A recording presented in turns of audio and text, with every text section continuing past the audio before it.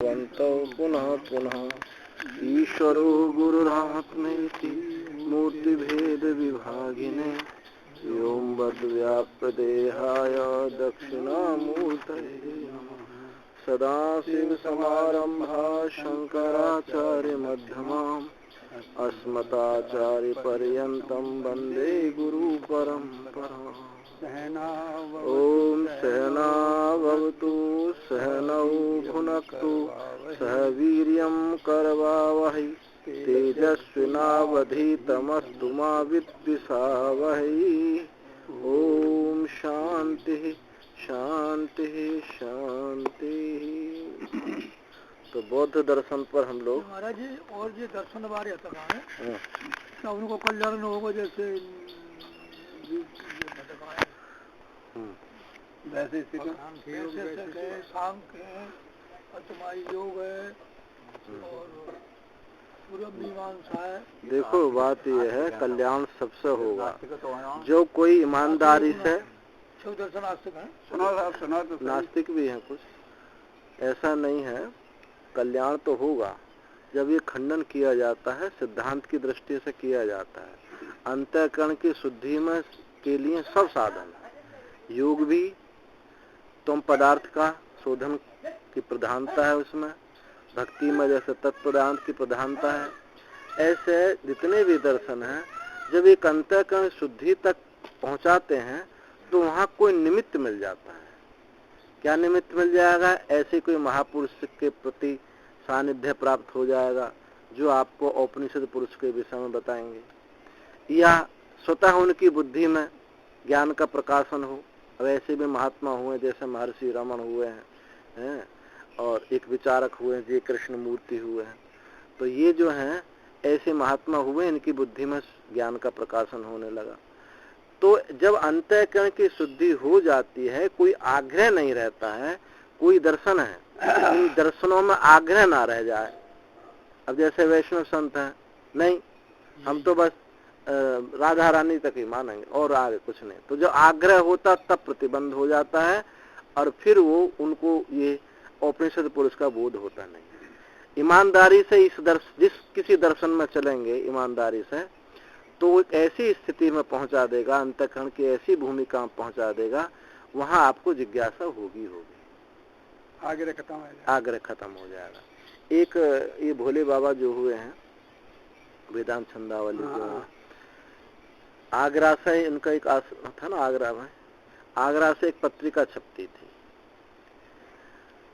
उस पत्रिका में लेख हमने पढ़ा और ये 1927 की घटना है।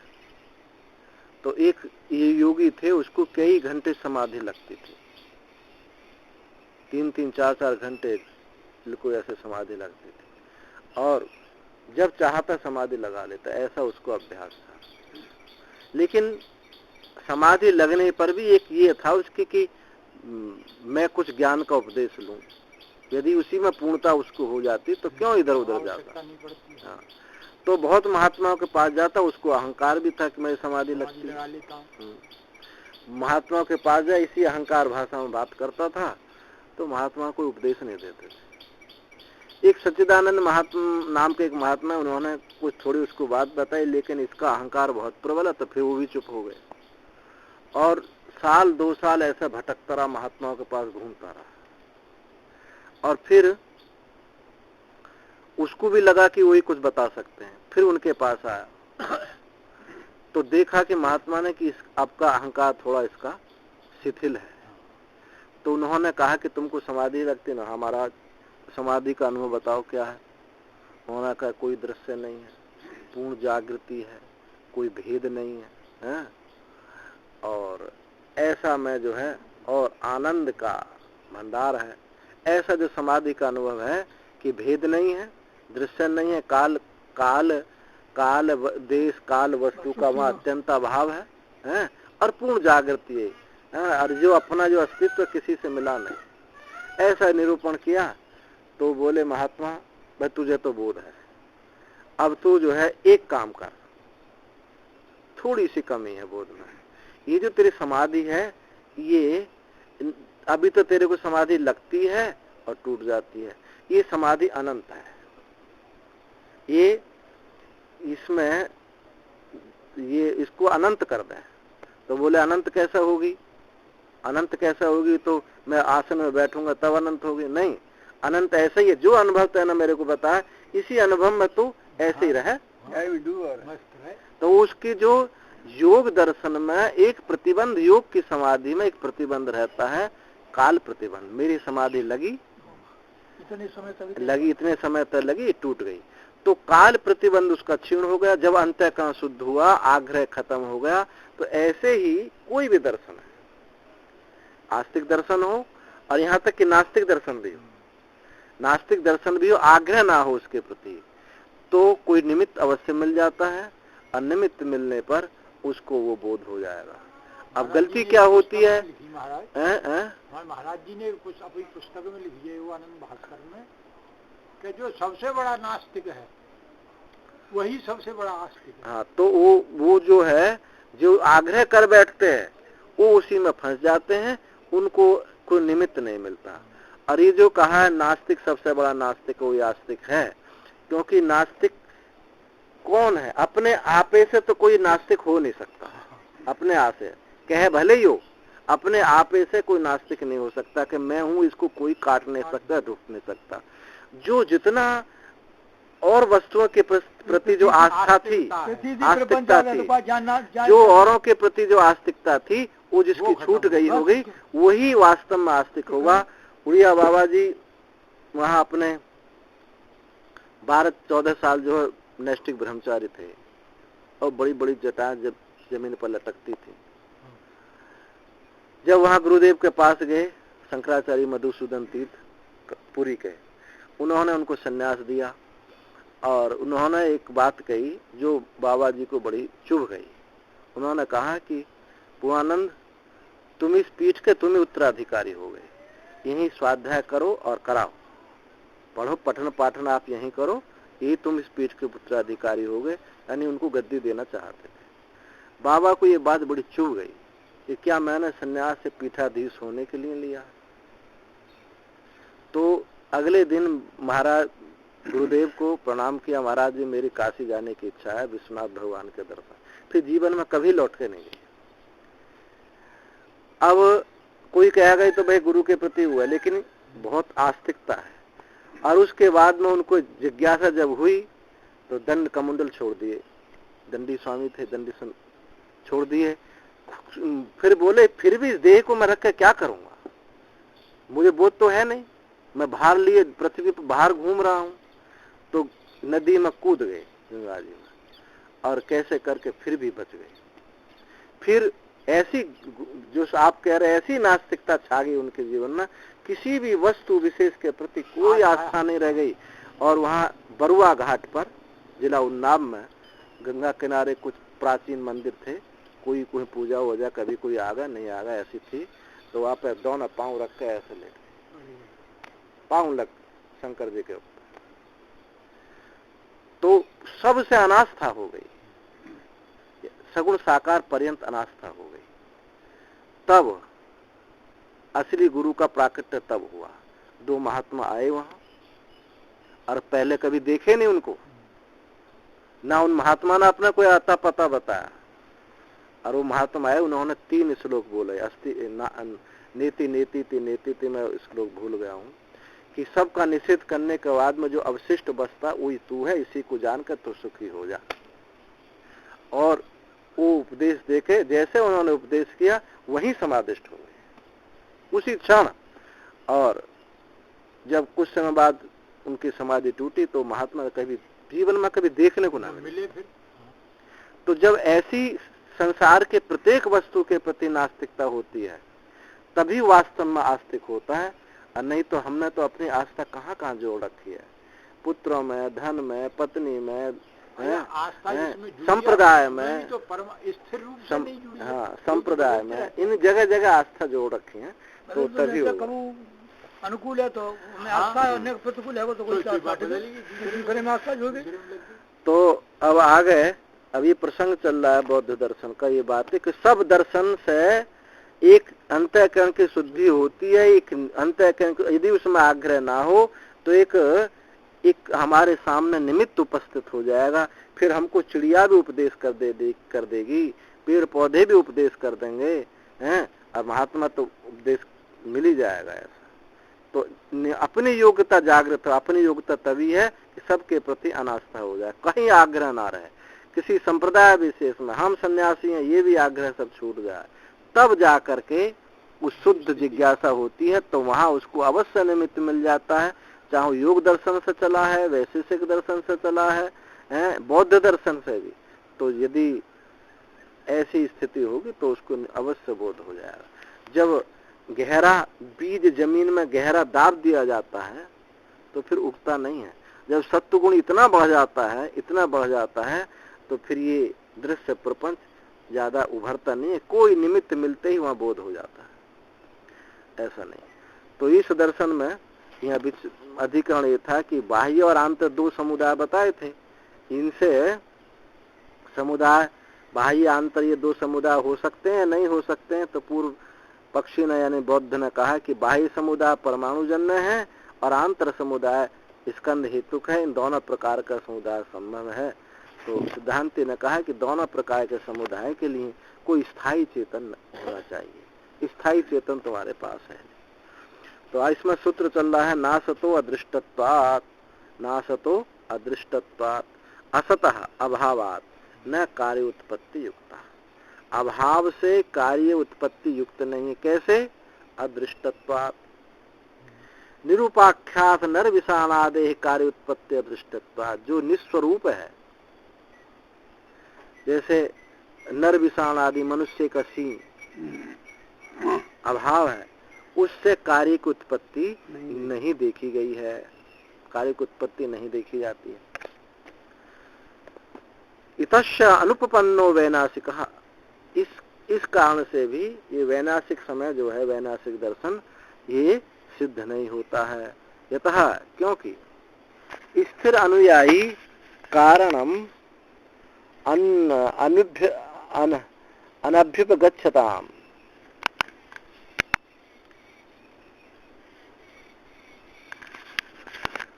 क्योंकि स्थिर अनुयायी कारण अनभ्युपगच्छताम् अभावाद भाव उत्पत्ति एतद आपद्येत।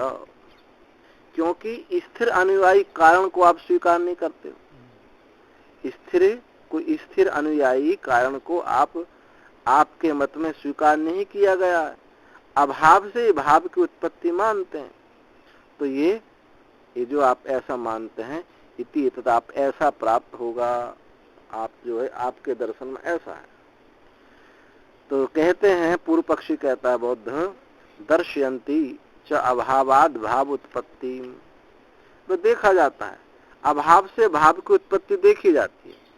नानुपमृद्य प्रादुर्भावात्, कारण के नाश हुए बिना, कारण के नाश होने पर प्रादुर्भाव होता है। कारण के नाश बिना, जब तक कारण का नाश नहीं होता तब तक कार्य की उत्पत्ति नहीं होती, ऐसा देखा जाता है। दृष्टांत देते हैं, विनष्टाद ही किल बीजांकुर उत्पद्यते। जब बीज नष्ट हो जाता है तभी अंकुर की उत्पत्ति होती है। तो इसलिए मैं कहता हूं अभाव से ही भाव की उत्पत्ति होती है। क्या युक्ति है उसके लिए? बीज जब तक नष्ट नहीं होता तब तक अंकुर नहीं निकलता है। तो बीज विनष्टाद, क्योंकि विनष्ट बीज से ही अंकुर की उत्पत्ति होती है। तथा विनष्टाद क्षीराद दधि मृत पिंडाच घटः, और नष्ट हुए दूध से ही दधि होती है। अब मृत पिंड जब उसको मिट्टी को मसल दिया जाता तभी घट की उत्पत्ति होती है। इसलिए जब तक नष्ट नहीं होता तब तक उस कार्य की उत्पत्ति नहीं होती, इसलिए अभाव से भाव की उत्पत्ति होती। कूटस्थात् चेत कारणात् कार्यम उत्पद्येत अविशेषा सर्वतः उपपद्येत। हाँ, यदि कहें कि कूटस्थ कारण से कार्य की उत्पत्ति हो, यदि कहें कि कूटस्थ कारण से कार्य उत्पन्न हो जाता होवे, तो कहें अविशेषा सर्वतः उपद्येत। तो विशेष ना होने के कारण, यदि तुम ऐसा कहो कूटस्थ कारण से ही कार्य की उत्पत्ति होवे, तो विशेष ना होने के कारण सब सबसे उत्पन्न हो जाएगा। कूटस्थ कारण से ही कार्य की उत्पत्ति यदि ऐसा है तो समान होने से कोई विशेष ना होने के कारण सबसे सबकी उत्पत्ति हो जाएगी। इसलिए अभावग्रस्तेभ्यो बीजादिभ्यो, इसलिए अभावग्रस्त बीजादि से ही अंकुरादि नाम उत्पद्यमानत्वात् अभावात् भावोत्पत्ति इति मन्यते। यदि तो हम कहो कि कूटस्थ कारण से कार्य की उत्पत्ति हो जाए, तो वहां कोई विशेष ना होने के कारण, कोई विशेष ना होने से सबसे सबकी उत्पत्ति हो जाएगी, सब हो जाया करेंगे। इसलिए अभावग्रस्त बीज से अंकुर आदि ही उत्पन्न होते हैं। अभाव से भाव की उत्पत्ति, इसलिए अभाव से भाव की उत्पत्ति होती है। ये ऐसा बौद्ध ने कहा पूर्व पक्ष कि ये जो अभाव से ही भाव की उत्पत्ति है। अब सिद्धांति कहता है तत्रेदम उच्यते, यदि तुम ऐसा कहते हो तो हम कहते हैं नासतो दृष्टत्वात्, नासतो दृष्टत्वात् न अभावात् भाव उपपद्यते, अभाव से भाव की उत्पत्ति नहीं होती। यदि अभावात् भाव उत्पद्येत अभावात् अविशेषात् कारण विशेष अभ्युपगमो अनर्थक स्यात्। यदि अभाव से भाव की उत्पत्ति होवे तो अभावत्व अविशेषात्, अभाव तो सामान्य है, तो कारण अभावत्व सामान्य होने के कारण कारण विशेष अभ्युपगम, किसी कारण विशेष को स्वीकार करना फिर अनर्थक होगा। भाव से अभाव की, यदि कहो यदि अभाव से भाव की उत्पत्ति हो तो अभाव तो सामान्य है, उसमें कुछ विशेषता नहीं है, तो कुछ विशेष ना होने से कारण विशेष अभ्युपगम, और हम कुछ कारण स्वीकृति स्वीकार करते हैं तो कारण का स्वीकार करना हमारा अनर्थक होगा। सामान्य से सब उत्पन्न हो जाएगा, सामान्य से उत्पन्न हो जाएगा, कोई विशेष की जरूरत नहीं है। अब ये नहीं कहा जा सकता फिर कि जैसे आम की गुठली है तो आम ही पैदा होगा, ऐसा नहीं। जब अभाव है तो अभाव तो समान है, उससे कुछ भी उत्पन्न हो जाएगा, आम हो जाए, नीम हो जाए, कोई हो जाएगा। तो वही कहा है कारण विशेष स्वीकार करने पर कारण विशेष अभ्युपगमो अनर्थक, तो कारण विशेष को स्वीकार करना, फिर ये मत कहो कि कारण इस कारण से पैदा हुआ, फिर कारण स्वीकृति उचित नहीं। नहीं बीजादि नाम उपमर्दिता नाम यो अभावः तस्य अभावस्य सस विषाणादि नाम च निस्वभावत्व अविशेषात् अभावत्वे कश्चिद् विशेषोस्ति।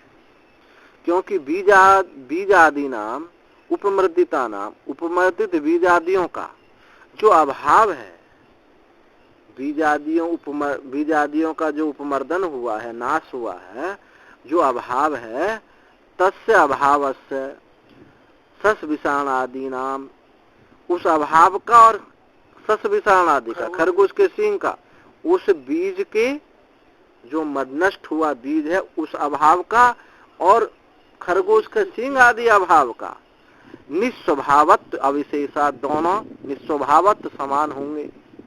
समान होने से अविशेषत्वाद अभावत्ते कश्चिद् विशेषोस्ति, उस अभाव में कुछ विशेष जरूर है, नहीं तो उस सस विषाण के सींग से भी नीम का पेड़ उत्पन्न हो जाता। अंतर है, जो बीज नष्ट हुआ है वो और एक खरगोश का सींग है, दोनों में अंतर है। निस्वभावत्व अविशेषा, निस्वभावत्व समान होने से अभावत्व कश्चिद् विशेषोस्ति, अभाव में कुछ विशेषता है। येन बीजादेव अंकुर जायते, जिससे बीज से ही अंकुर उत्पन्न होता है। क्षीरादेव दधि, क्षीर से ही दधि उत्पन्न होती है, बीज से ही अंकुर होता है, और दूध से ही दही होता है। कुछ वहाँ बात जरूर है, अंतर है। इति एवं जातीय कहा कारण विशेष अभ्युपगमो अर्थवान स्यात्, इस प्रकार कारण विशेष को स्वीकार करना ही अर्थ हुआ। कारण विशेष को स्वीकार करना ही सार्थक है। कारण मानना पड़ेगा कारण, अभाव नहीं होगा। निर्विशेषस्य तु अभावस्य कारणत्वाभ्युपगमे सस विषाणादिभ्यो अंकुरादि जाएगा। निर्विशेष यदि अभाव का निर्विशेष मान है, कोई विशेषता नहीं हो, निर्विशेष अभाव का कारणत्व स्वीकार करने पर सस विषाण आदि से भी अंकुर उत्पन्न हो गए, लेकिन उससे उत्पन्न नहीं होता। न चैवम एवं दृश्यते, ऐसा नहीं देखा जाता। यदि पुनर्अभावस्यापि विशेष अभ्युपगमेत तो उत्पल आदि नाम इव नीलत्वादि ततो विशेषत्वाद एव अभावस्य भावत्तम उत्पलादिवत प्रसज्जेत। जैसे यदि जैसे नीलत्व आदि कमल के विशेष हैं, नील नीला आदि जो हैं, नील है, सफेद है, ये सब किसके? कमल के विशेष हैं, विशेषण हैं। वैसे ही अभाव का भी नीलत्वादि पुनर्अभावस्यापि विशेष अभ्युपगमे, तो अभाव का भी विशेष स्वीकार करना पड़ेगा। जैसे नीलत्वादि कमल के विशेष हैं, वैसे अभाव का भी विशेष स्वीकार किया जाए तो विशेषत्वाद एव अभावस्य भावम उत्पलादिवत प्रसज्जेत। तो विशेष होने से कमल आदि के समान अभाव को भी भाव होने का प्रसंग प्राप्त हो जाएगा। जैसे नीलत्वादि कमल विशेष है, ऐसे ही अभाव को भी विशेष स्वीकार कर लिया जाए तो अभाव जो स्वीकार कर लिया जाए तो विशेष होने, वो अभाव विशेष होने के कारण कमल आदि के समान अभाव को भी वहां भाव मानने का प्रसंग हो जाएगा। फिर ये बात नहीं कह सको ये अभाव है।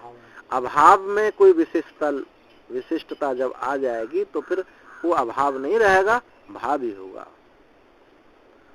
कहा जी कि जैसे ये फोन रखा, फोन का अभाव है, अब फोन उठा के हमने वहां रख दिया, अब यहाँ कुछ नहीं है। बाहर से जो लोग आए हैं उनको तो पता नहीं है यहाँ फोन रखा था पहले, तो क्या कहेंगे? यहाँ अभाव है। वो ये नहीं कहेंगे फोन अभाव, और मैं कहूंगा फोन अभाव है। तो अभाव में विशेषता आरोपित किया हमने, पर वस्तुतः अभाव में कोई विशेषता नहीं है। और अभाव किसी को आवरण भी नहीं करता है। अच्छा, नापि अभाव कचित उत्पत्ति हेतु स्यात्, नापि अभाव किसी की उत्पत्ति का हेतु होता है। अभाव से कोई उत्पत्ति नहीं होती। अभावात्वादेव सस विषाणादिवत, अभाव से ही सस विषाणादि के समान, जैसे खरगोश का सींग जो है, अभाव जो है कुछ उत्पन्न नहीं करता। अभावाच्च भावोत्पत्तौ अभावान्वितमेव सर्वं कार्यम स्यात् न चैव दृश्यते। और अभाव से भाव की उत्पत्ति, अभाव से भाव की उत्पत्ति होने पर अभाव अन्वितमेव, अभाव अन्वित ही सब कार्य होगा। अब यानी अभाव से भाव की उत्पत्ति हो तो सब कार्य अभाव से ही अन्वित होते हैं। परंतु ऐसा देखा नहीं जाता। ये कहते हैं कि नीम है, ये मंदिर है, ये पेड़ है, कहाँ अभाव कहते हैं? भाव पदार्थ ही कहते हैं उनको। तो न चैव दृश्यते, ऐसा देखा नहीं जाता। सर्वस्य च वस्तुनः स्वेन स्वेन रूपेण भावात्मने उपलभ्यमानत्वा, संपूर्ण वस्तु का अपने अपने रूप से भावात्म रूप से उपलब्धि देखी जाती है। ये नीम है, ये मंदिर है, ये कुर्सी है, ये गद्दा है, अपने अपने भाव से उत्पत्ति देखी जाती है। संपूर्ण वस्तु अपने अपने रूप से भावात्म रूप से, अभाव रूप से उत्पत्ति। अभाव का तो कोई नाम भी नहीं हो पाएगा। अगर कोई हम लक्षित करें तो अभाव का नाम क्या होगा?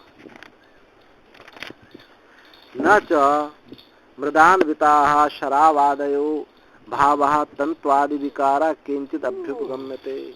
और भी न च मृदान्विता, मिट्टी से जो अन्वित हैं, घड़ा कुल्हड़ सकोरा आदि जो भाव हैं, तंतु आदि विकारा, वो तंतु आदि के विकार, सूत आदि के विकार कोई नहीं स्वीकार करता है। जो मिट्टी के विकार हैं, वो मिट्टी कुल्हा, वो तंतु के कपड़ा के विकार उनको कोई स्वीकार नहीं करता है। मृद विकारान एव तू मृदान्वितान भावान लोकान प्रत्येति। मिट्टी के विकारों को ही, मिट्टी अन्वित भावों को ही लोग जानता है। मिट्टी विकार से उत्पन्न हुए उन भावों को ही लोग जानता है। यत्तोक्तम जो तुमने कहा था, पीछे सूत्र में आया था, स्वरूप उपमर्दनमंतरेण कश्चित् कूटस्थ वस्तुनः कारणत्वनुपपत्ति अभावात् भाव उत्पत्ति भवितुमर्हति। जो तुमने कहा था कि स्वरूप उपमर्दन के बिना जब तक उसका स्वरूप नष्ट नहीं होता, तो कश्चित् कूटस्थ वस्तु कारणत्व अनुपपत्ति, तो जब तक किसी वस्तु का नाश नहीं होता, कूटस्थ वस्तु कारण हो, तो वो जो है अनुपपत्ति, स्वरूप उपमर्दन के बिना किसी कूटस्थ वस्तु का कारणत्व अनुपत्ति, कारणत्व स्वीकार नहीं किया जा सकता। अभावात भाव उत्पत्ति, जो तुमने कहा था कि स्वरूप उपमर्दन के बिना किसी कूटस्थ वस्तु का कारणत्व प्राप्त नहीं होता है, अभाव से भाव की उत्पत्ति जो तुमने कहा था, तद दुरुक्तम, वो तुम गलत कहते हो, उचित नहीं कहते हो। स्थिर स्वभावानाम एवं सुवर्णादीनाम प्रत्यभिज्ञमानानाम रुचकादि कारण भाव दर्शनात्। स्थिर स्वभाव जो सुवर्ण आदि है, सोना आदि का ही जो प्रतिभिज्ञमान जाने गए हैं, उन्हीं में रुचक आदि कारण भाव दर्शनात्। वो जो रुचक आदि का, कुंडल आदि का जो कारण है, वो स्थिर भाव वाले सुवर्ण आदि ही जाने जाते हैं। येसु बीजादिषु स्वरूप मर्दोपलक्ष्यते, जो बीजादियों में स्वरूप उपमर्द लक्षित होता है, तेसु अपि न अस उपमर्दमाना पूर्वस्थ उत्तर अवस्था कारण अभ्युपगम्यते। जो बीजादियों में तुमने कहा कि बीजादि का उपमर्दन हुए, नाश हुए बिना कोई अंकुर पैदा नहीं होता, तो उसके विषय में कहते उनमें भी वह उपमर्दमाना जो नष्ट ना होते हुए ही पूर्वस्थ उत्तरस्थ अवस्था, पूर्व जो अवस्था है, उत्तर अवस्था का कारण स्वीकार किया जाता है। यदि वो पूर्णतया नष्ट हो जाते तो उत्तर अवस्था को उत्पन्न नहीं कर सकते हैं। उनमें भी जो उपमर्दमाना नष्ट होते हुए नहीं देखे जाते, पूर्व अवस्था ही उत्तर अवस्था को कारण स्वीकार किया जाता है। अवस्था का परिवर्तन हो जाता है। हाँ, अवस्था का परिवर्तन होता है। और अंकुर से भी जब वृक्ष बन जाएगा तो उस अवस्था का परिवर्तन, पूर्व अवस्था उत्तर अवस्था की कारण मानी जाती है। अनुपमर्दमानानाम एव अनुयायिनाम बीजादि अवयवानाम अंकुरादि कारण भाव अभ्युपगमात्। अनुपमर्द, बिना नाश हुए अनुयायियों का, बीजादि अवयवों का, बीजादि अवयव जो अनुयायी हैं उनका बिना नाश हुए ही अंकुरादि कारण भाव अभ्युपगमात्। अंकुरादि का कारण भाव उनको स्वीकार किया जाता है। इसलिए तस्मात् असदभ्यास सद्विषाणे आदिभ्य सद उत्पत्ति दर्शनात्। इसलिए असद सद्विषाण आदियों से सत की उत्पत्ति नहीं हो सकती। सदभ्यश्च सुवर्णादिभ्य सद उत्पत्ति दर्शना, सत स्वर्ण आदि से, सोना आदि से ही सत की उत्पत्ति देखी जाती है। अनुपन्वयम अभावात् भावोत्पत्ति अभ्युपगम। इसलिए ये बात तुम्हारी उचित नहीं है कि अभाव से भाव की उत्पत्ति होती है, ये बात अनुपपन्न है, सिद्ध नहीं होती। अपिच चतुर्भी चित्त चैता उत्पद्यन्ते, और भी चारों से चित्त चैत्ता उत्पन्न होते हैं। ये जो चार अधिपति हैं इनसे उत्पन्न होते हैं। और परमाणुभ्य भूत भौतिक लक्षण समुदाय उत्पद्यन्ते। चित्त चैत्य से ये कौन कौन से? रूप स्कंद, वेदना स्कंद, नाम स्कंद, संज्ञा स्कंद, संस्कार स्कंद, ये उत्पन्न होते हैं। और परमाणुओं से भूत भौतिक लक्षण समुदाय उत्पन्न होता है।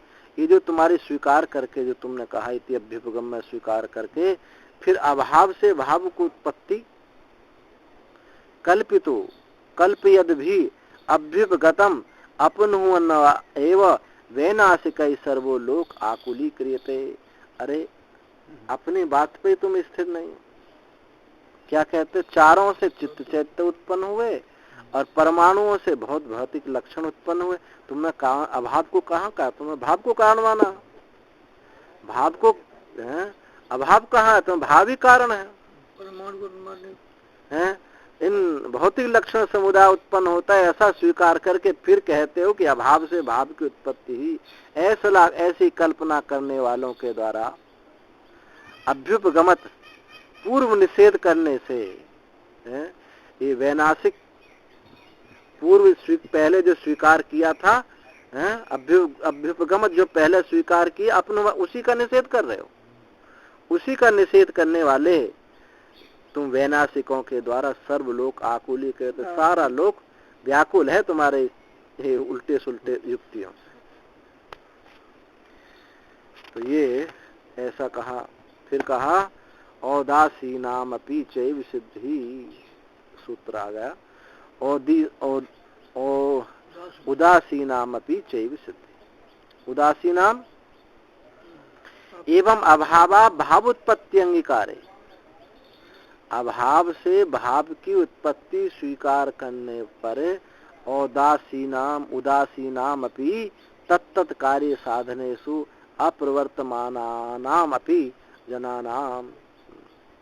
तो यदि अभाव से भाव की उत्पत्ति मानने से तो उस कार्य को सिद्ध करने में प्रवृत्त न हुए लोगों के भी अपने अपने अभिष्ट कार्य की सिद्धि हो जाएगी। यानी उदासीन, जो उदासीन है, कार्य सिद्धि के लिए कोई चेष्टा ना कर रहा है, उदासीन। तो अभाव से जो भाव की उत्पत्ति अंगीकार करोगे तो उस कार्य के साधन में अप्रवर्तमान जो लोग प्रवृत्त नहीं है, कुछ करने की जरूरत नहीं है, अपना आप ही सब हो जाए। अप्रवर्तमानाम जनानाम, उनकी भी स्वाभिमत की सिद्धि हो जाएगी, बिना करे ही हो जाएगी। अतः व्यवहासिक स्वत्रांतिक, इस प्रकार व्यवहासिक स्वत्रांतिक हो। इस प्रकार दोनों कौन कौन से? व्यवहासिक और स्वत्रांतिक, बाह्यार्थवादी और बाह्य अस्तित्ववादी और सर्वास्तित्ववादी। व्यवहासिक और स्वत्रांतिक, इनका मत भ्रांति मूलक ही है, ये सिद्ध हुआ। क्योंकि समुदाय की उत्पत्ति नहीं हुई, अभाव से भाव की उत्पत्ति मानते हैं, तो ये उचित नहीं होगा। यदि च अभावात् भाव उत्पत्ति अभ्युपगमेत, यदि अभाव से भाव की उत्पत्ति स्वीकार करें तो एवं सती उदासीनानाम अनिहमानानाम अपि जनानानाम अभिमत सिद्धि स्यात्। तो यदि अभाव से भाव की उत्पत्ति स्वीकार, जो उदासीन, ये अनिहिया में कोई चेष्टा नहीं, ऐसे चेष्टा ना करने वाले मनुष्यों के भी अभिमत की सिद्धि हो जाएगी। कुछ नहीं, अभावस्य सुलभत्ता, क्योंकि अभाव तो सब सुलभ है। कृषि वलस्य क्षेत्र कर्मणि अप्रयतमानस्यापि सस्य निष्पत्ति स्यात्। कृषि वलस्य यानी किसान, किसान को भी क्षेत्र कर्मणि अप्रयतमान, खेत में कोई काम ना करे, ना करने वाले के भी धान की निष्पत्ति हो जाएगी, बढ़िया धान हो जाएगा। कुलालस्य च मृत संस्कार क्रियायाम अप्रयतमानस्यापि अत्र उपपत्ते। कुम्हार की भी मिट्टी का संस्कार में कोई प्रयत्न ना करे तो उसको भी घड़ा कुल्भ सकोर आदि की प्राप्ति हो जाएंगे। तंतुवायस्यापि तंतून तंत्वानस्यापि तनवानस्यैव वस्त्र लाभः। जुला तंतुवान, तंतुवाय माने जुलाहा। जुलाहे को तंतु का ताना बाना ना फैलाए, तंतुन तनवान से ताना बाना ना फैलाने का भी तंतुवान, तंतु से वस्त्र की प्राप्ति हो जाएगी। और इसके अलावा स्वर्ग अपवर्गयोश्च न कश्चित कथनचित समीहित। और जो स्वर्ग और अपवर्ग के लिए भी कोई प्रयत्न नहीं करेगा, क्या जरूरत है करने की, अभाव से ही सब हो जाएगा। न चेतद युज्यते अभ्युपगम्यते वा किंचित, अथवा किसी के द्वारा भी ऐसा स्वीकार नहीं किया जा सकता। तस्मात् अपि अनुपपन्नो अयम अभावात् भावोत्पत्ति अभिगम। इसलिए ये जो तुम कहा कि अभाव से भाव की उत्पत्ति स्वीकृति है, ये सिद्ध नहीं हो सकती। यहाँ तक इस अधिकरण में, चौथे अधिकरण में समुदाय की बात आई और भाव से उत्पत्ति। अब इसमें वैभाषिक और स्वत्रांतिक इनका मतों का खंडन हुआ। अब आगे विज्ञानवादी और यानी योगाचार और माध्यमिक शून्यवादियों पर विचार होगा। तो क्या है अब अगला अधिकरण?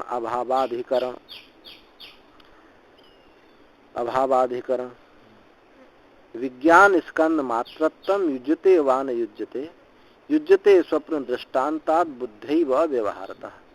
अबाधात् स्वप्न वैषम्यम बाह्यार्थस्तु उपलब्धते बहिर्बत इति तेपि उक्ति ना तो धीरर्थ रूप भाग।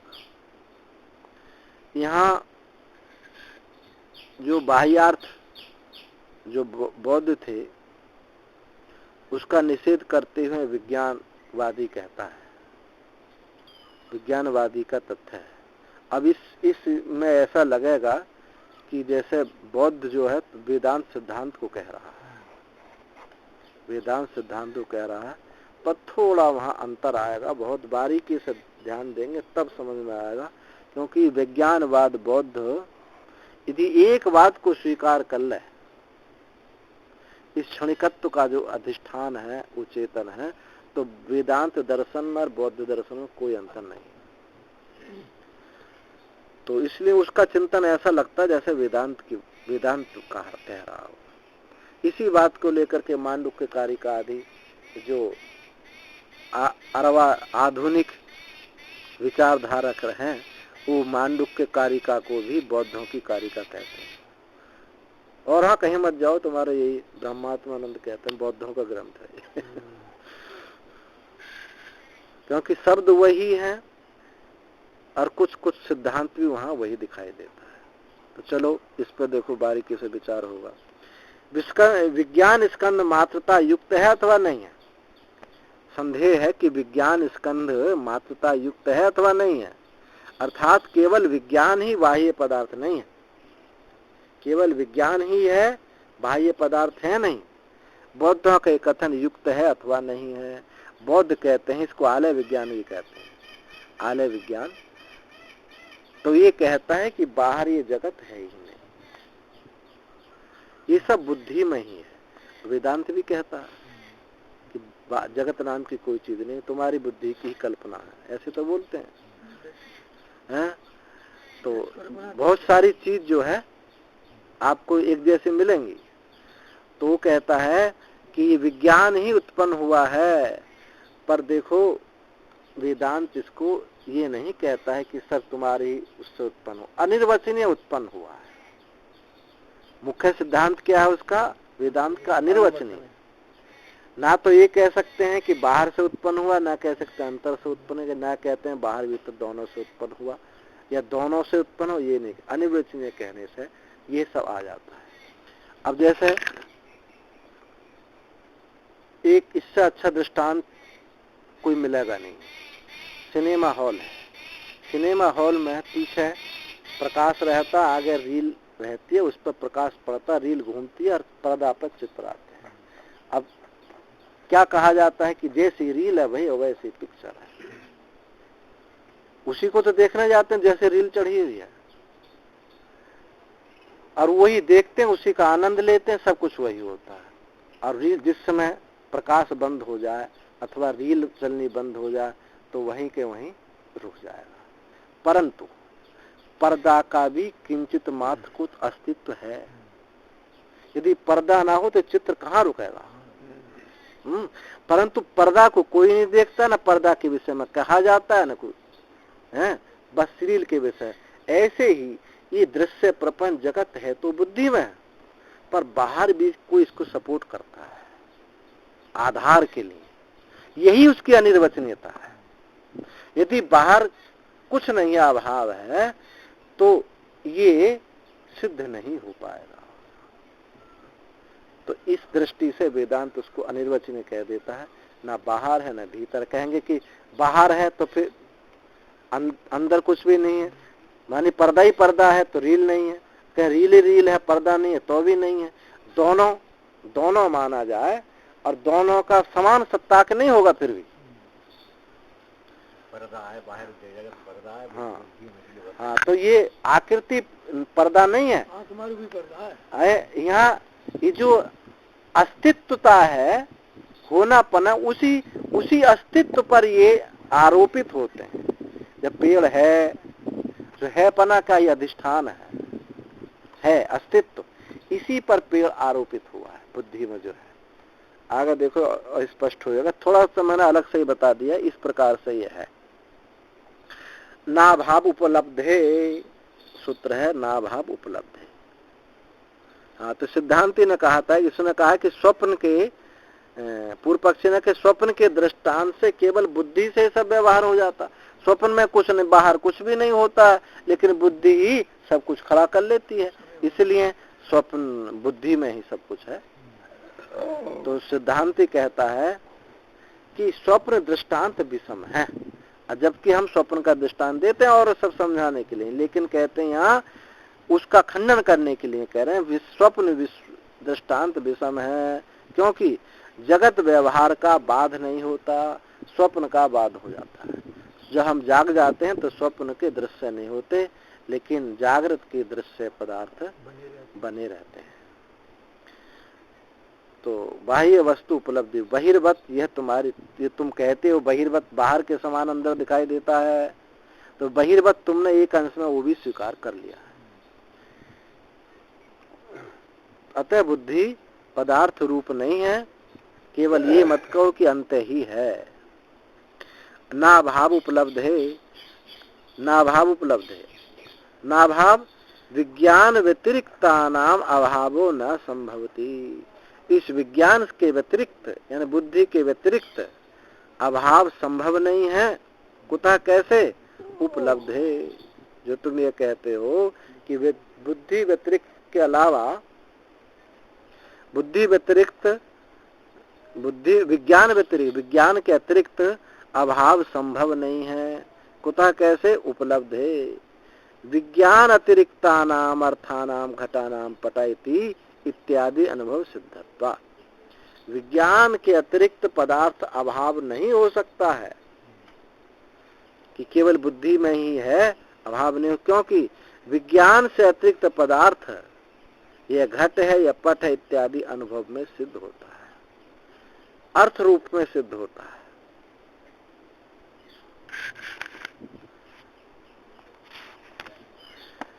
अब पूर्व पक्षी चलता है, कहता है, अपना मत रखता है बौद्ध, विज्ञान ही सब कुछ है। एवं बाह्यार्थवाद आश्रित समुदाय प्राप्त्यादिषु दूषणेषु उद्भावितेषु विज्ञानवादी बौद्ध इदानीं प्रत्युत्तिष्ठते। केषांचित् किल विनयानां बाह्ये वस्तुनि अभिनिवेशमालक्ष्य तदनुरोधेन बाह्यार्थवाद प्रक्रिया इयं विरचिता न असौ सुगत अभिप्राय। क्या कहता है वो कि इस प्रकार बाह्य अर्थवाद, जो पीछे वर्णन आया था बाह्य अर्थवाद का, बाह्य अर्थवाद को आश्रय करके समुदाय की प्राप्ति नहीं हुई।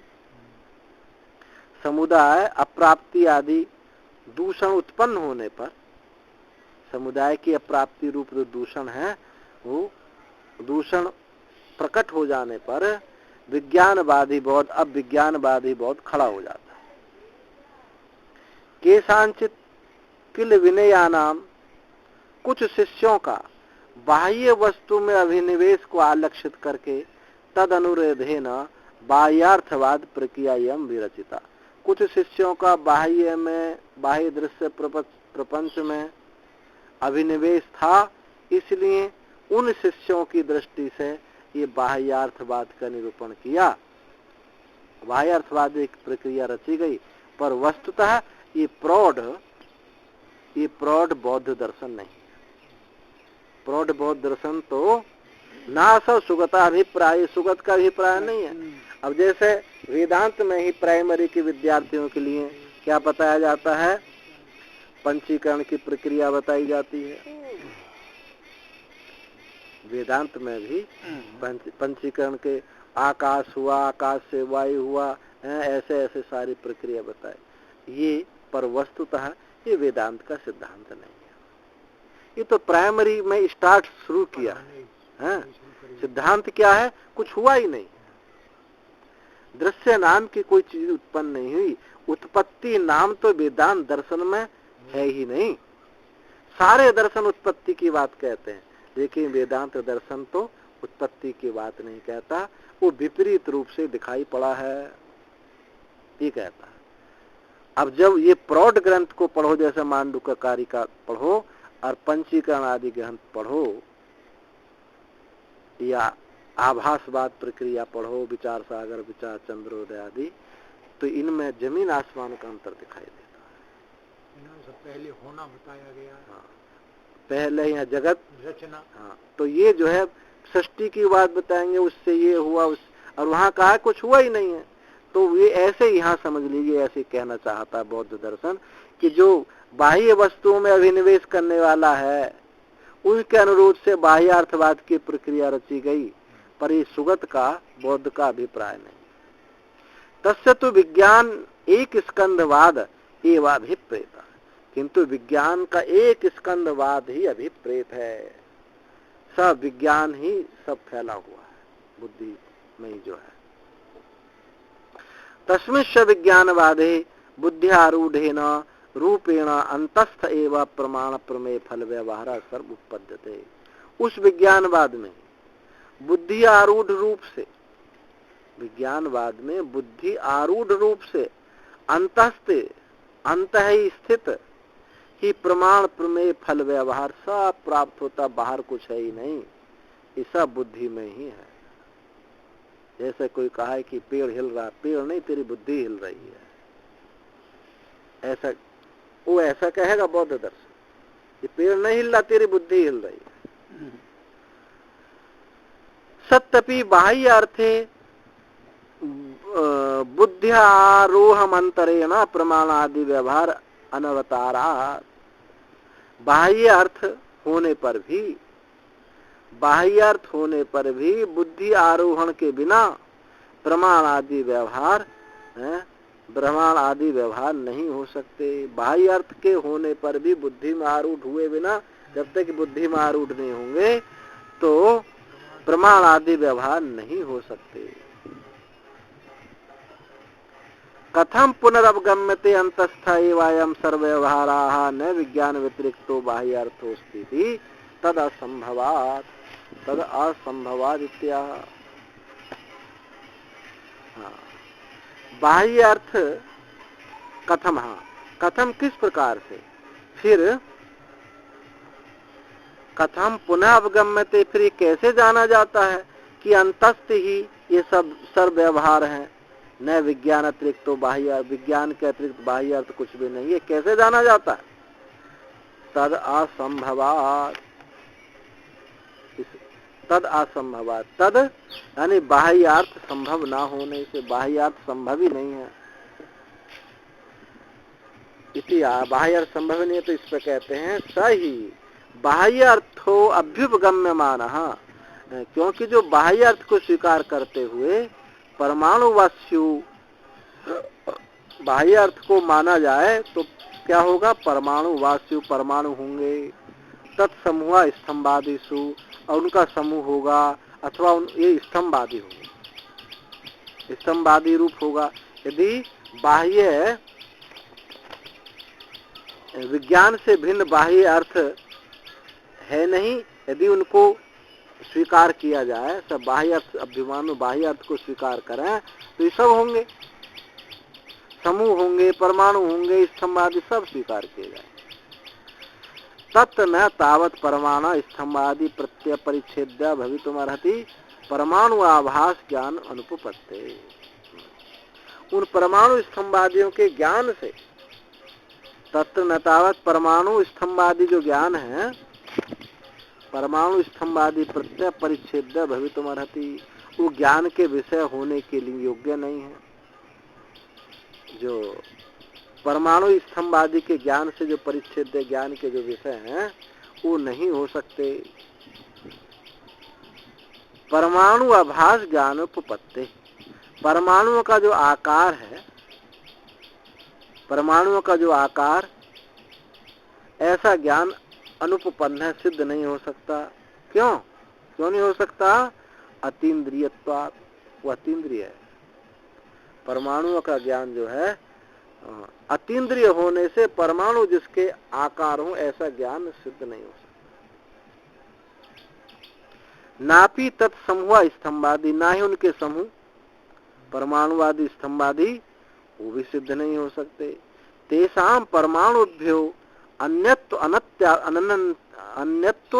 अनन्यत्वाभ्याम निरूपितम अशक्यत्वात्, इसलिए परमाणुओं का अन्य रूप से और अनन्य रूप से, परमाणुओं का अन्य रूप से यानी भिन्न रूप से और अभिन्न रूप से निरूपण नहीं किया जा सकता है। एवं जाति आदि नाम प्रत्याशक्ता, इसी प्रकार से जाति आदियों का भी कथन समझना चाहिए। जाति आदि भी नहीं हो सकती हैं। अपि च अनुभव मात्रेण साधारण आत्मनो ज्ञानस्य जायमानस्य यूयं प्रति विषय पक्षपात स्तंभ ज्ञानम कुड्य ज्ञानम पटक ज्ञानम घटक ज्ञानम इति न्यासौ ज्ञानगत विशेष मंत्रेण उपपद्यते इति अवश्यम विषय सारूप्य ज्ञानस्य अंगीकर्तव्यम्। तो अनुभव से सब विषयों में, अनुभव मात्रेण, अनुभव से सब, अनुभव से साधारण आत्मा का, अनुभव से साधारण स्वरूप जो ज्ञान उत्पन्न होता है, अनुभव मात्र से ही सब साधारण स्वरूप ज्ञान उत्पन्न होता है। जो ये पृथ्वी से, जो ये स्तंभ है, खंबा है, कुड्य ज्ञान यानी दीवार है, घट ज्ञान है, पटक ज्ञान है, ऐसा जो पृथ्वी से पक्षपात होता है, सो ज्ञानगत, वो क्या है? न असो ज्ञानगत विषय मंत्रेण उपपत्ति, बिना ज्ञान के वो प्रतिभास उसका नहीं होता। जब तक बुद्धि में नहीं आता है तब तक वो विषय उपस्थित नहीं। बात बड़ी जोरदार लगती है उसकी। ये पेड़ जो है पहले बुद्धि में आएंगे, हमारी बुद्धि में आएगा तब भास होगा, बिना बुद्धि के भास नहीं होगा। ऐसे कितनी बार होता है, सामने वस्तु से निकल जाती है, मन नहीं होता है तो दिखाई नहीं पड़ती। तो उसी का न सब ज्ञानगत विषय मंत्रेण, ज्ञानगत विषय के बिना वह प्राप्त नहीं होता। विषय सारूप्यम ज्ञानस्य अंगीकर्तव्यम, इस विषय ज्ञान में विषय का सादृश्य है, ऐसा अवश्य अंगीकार करना चाहिए। ज्ञान में विषय का सादृश्य है। अब यही वो चक्कर खा जाता है। भाई ये तो बात ठीक है कि बुद्धि में आए बिना भास नहीं हो सकता, कोई भी चीज बुद्धि में, परंतु उस ज्ञान में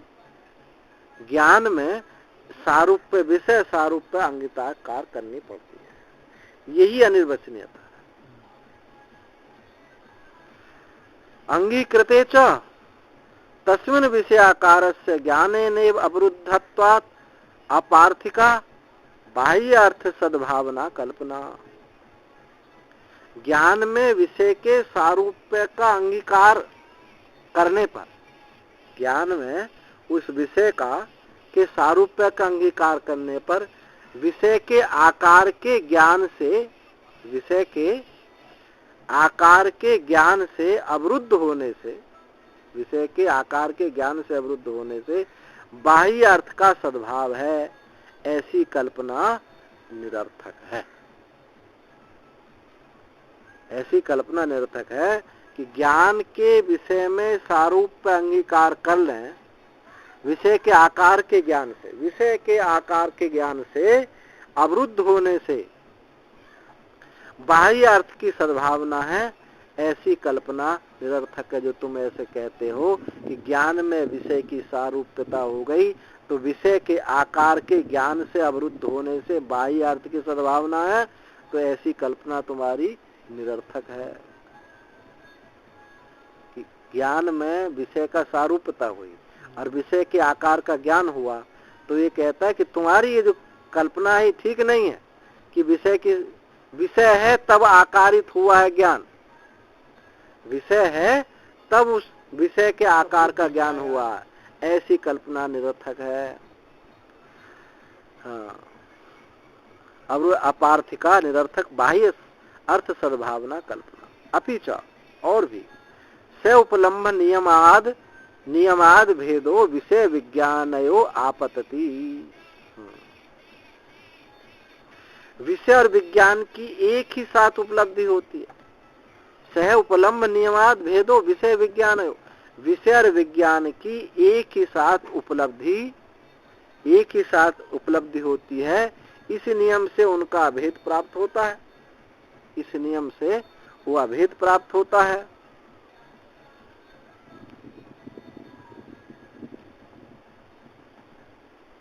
विषय विज्ञान की एक साथ उपलब्धि नियम से वो अभेद है, तो नहीं अनयो कस्य अनुपलब्धे अन्नस्य उपलम्भो अस्ति।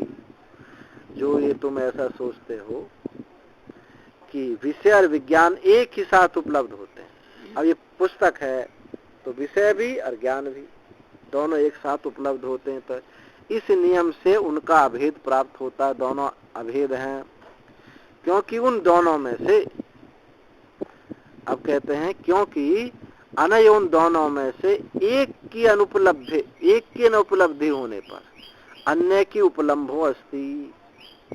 एक की उन दोनों में से ज्ञान और ज्ञेय में से एक की उपलब्धि ना होने पर अन्य की उपलब्धि नहीं होती है, इसलिए दोनों अभेद हैं। तो न च एतद, ये क्या है?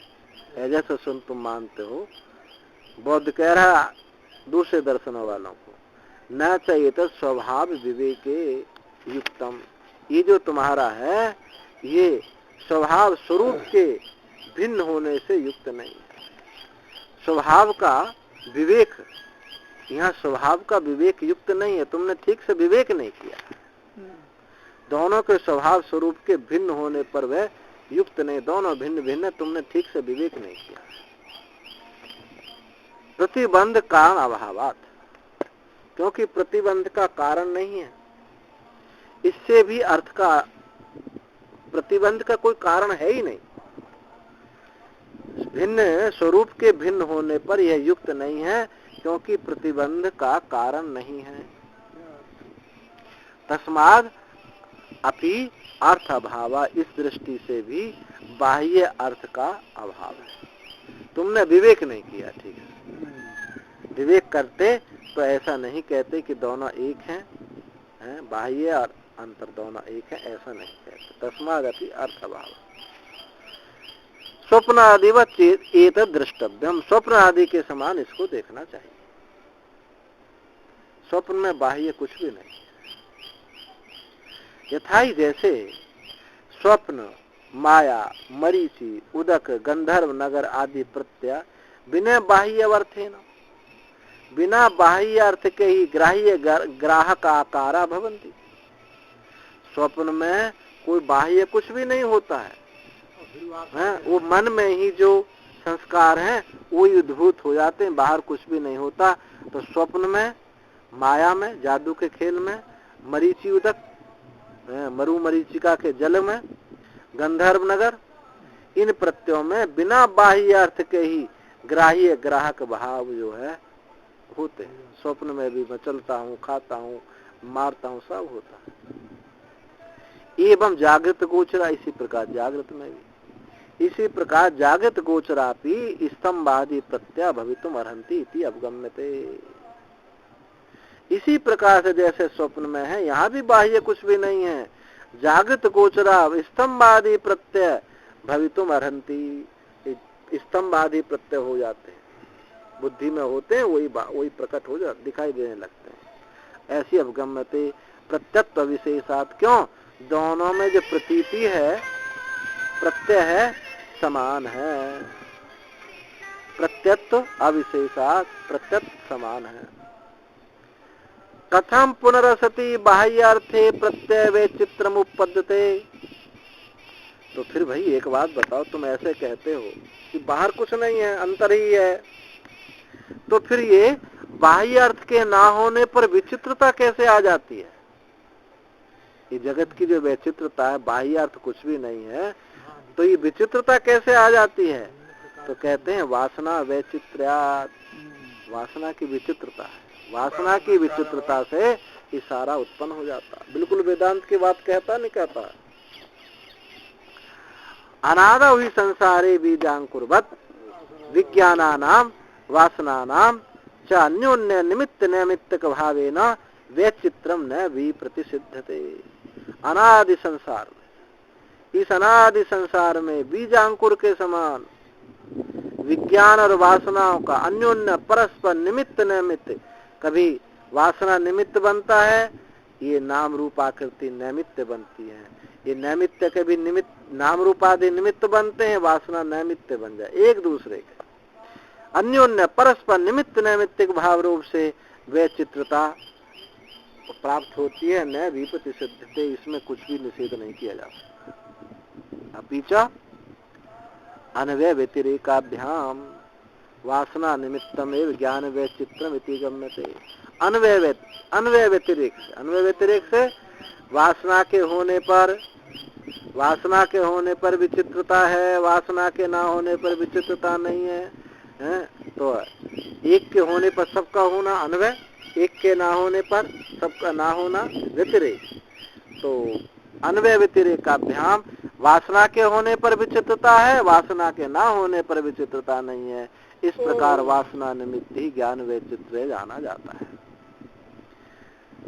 स्वप्नादिषु अंतरेणापि अर्थम वासना निमित्तस्य ज्ञान वैचित्रस्य उभयाभ्याम अपि आवाभ्याम अभ्युपगम्यमानत्वात् अंतरेण तु वासना अर्थम निमित्तस्य ज्ञान वैचित्रस्य मया अनभ्युपगम्यमानत्वात् तस्मादपि अभावो बाह्यार्थस्य भी। कहता है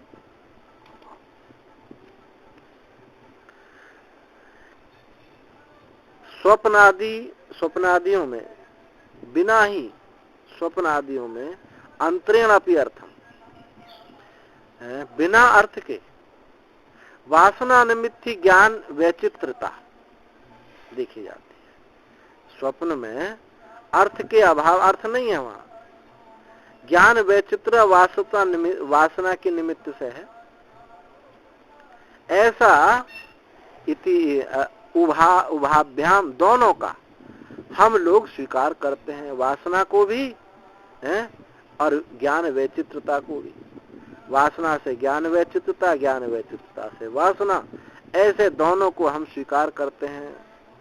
और वासना के बिना अंतरेण तो वासनार्थम, वासना के बिना अर्थ निमित्त ज्ञान वैचित्र है।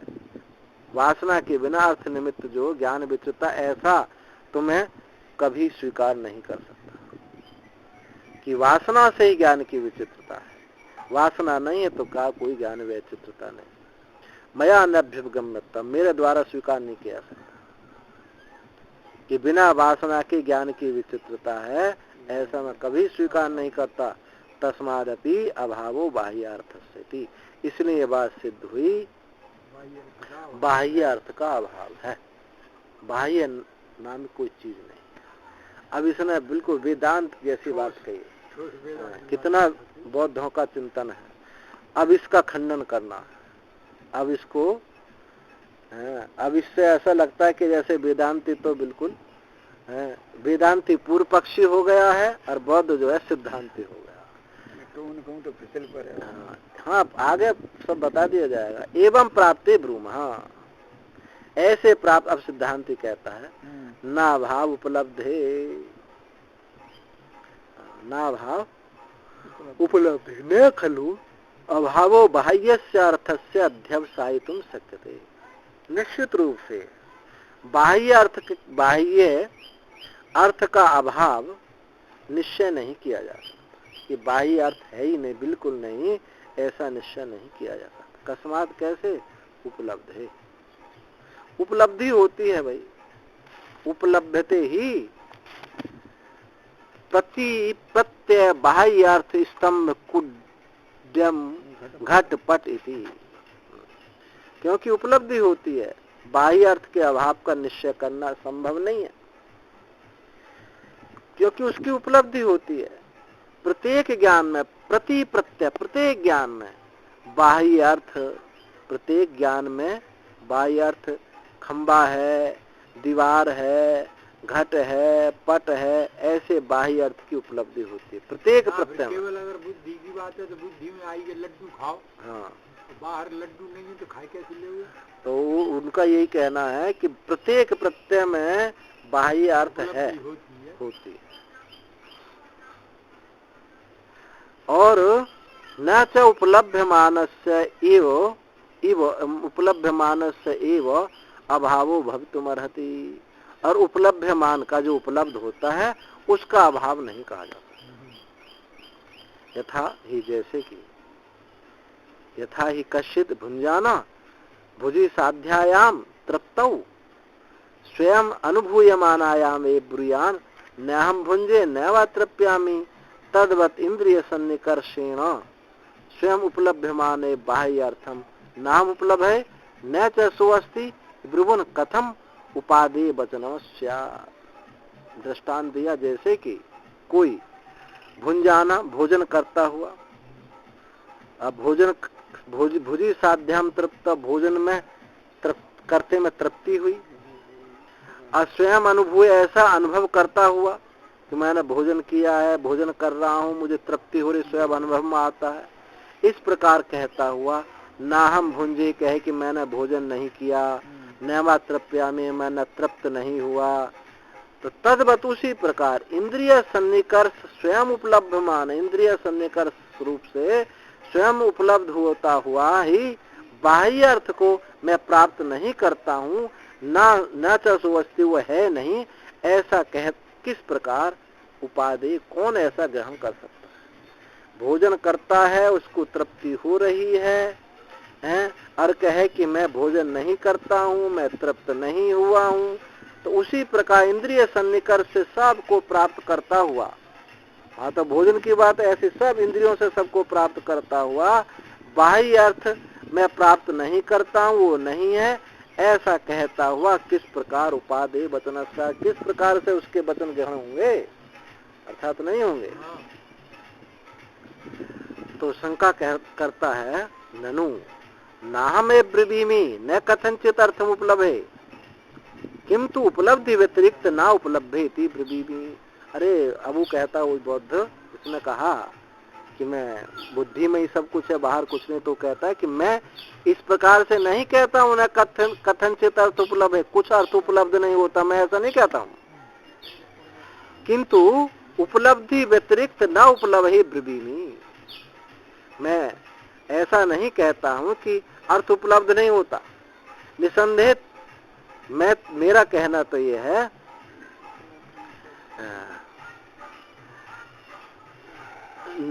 किंतु उपलब्धि व्यतिरिक्त उपलब्धम इति ब्रवीमि, उपलब्धि के व्यतिरिक्त विषय नहीं, मैं ये कहता हूं। जो तुमने कहा कि उपलब्ध करता हुआ ऐसा इंद्रियों के द्वारा, ऐसा नहीं कहा, तो मैं कहता मैं ऐसा नहीं कहता हूं, मैं ऐसा नहीं कहता कि उपलब्धि से अतिरिक्त अर्थ उपलब्ध नहीं होता, उपलब्धि से भिन्न अर्थ उपलब्ध नहीं होता, ऐसा नहीं कहता हूं। निसंदेह तुम ऐसा कहते हो, मैं तो ये कहता हूं कि उपलम्भमे, मैं उपलब्धि व्यतिरिक्त उपलब्ध नहीं करता हूं, मैं तो उपलब्धि को ही विषय मानता हूं। तुम अलग विषय जो कह रहे हो, मैं कह रहा हूं उपलब्धि ही विषय है। बात उसकी में बहुत दम है, ऐसा नहीं है। मेरे पास 1 लाख रुपया बैंक में है, मुझे उसकी उपलब्धि है, ज्ञान है। अब वो जो विषय है, नोट है, वो उपलब्धि से अतिरिक्त कुछ भी नहीं है कि मुझे प्राप्त है, मेरे हैं। ये जो ज्ञान है, इससे अतिरिक्त रुपया कुछ है? कुछ भी नहीं है वो। तो ऐसा नहीं, उसके बात में दम है। उपलब्धि व्यतिरिक्त ना उपलब्ध है। उपलब्धि से अतिरिक्त मैं स्वीकार नहीं करता हूं। उपलब्धि ही मैं अर्थ को मानता हूं, अर्थ ही मेरे लिए उपलब्धि है। इति ब्रवी में मैं ऐसा कहता हूं। बाढ़म, ठीक कहते हो। ब्रवीसी, इस प्रकार तुम ठीक कहते हो। निरंकुश तत्वात् ते तुंडस्य, तेरा जो मुख में लगाम तो है नहीं, जो चाहो सो बोल दो। निरंकुश है, निरंकुश त्वात् ते तुंडस्य, तेरा जो तुंड है वो निरंकुश है, कुछ भी बोल दे। न तू युक्ति अपेतम ब्रह्मेसी, तू युक्ति से युक्त होकर के नहीं बोलता है। यतः उपलब्धि व्यतिरेकोपि बलाद अर्थस्य अभ्युपगंतव्यम उपलब्धिरेव, क्योंकि उपलब्धि व्यतिरिक्त, उपलब्धि से भेद भी बलात् स्वीकार करना पड़ेगा। उपलब्धि व्यतिरिक्त अर्थ की भी स्वीकार करनी, अभिगंत स्वीकार करने योग्य होगा उपलब्धि से। ये कहते हैं कि अर्थ की उपलब्धि से भेद, अर्थ की उपलब्धि से भेद भी, अर्थ की उपलब्धि से भेद भी बलात् स्वीकार करना पड़ेगा। उपलब्धि से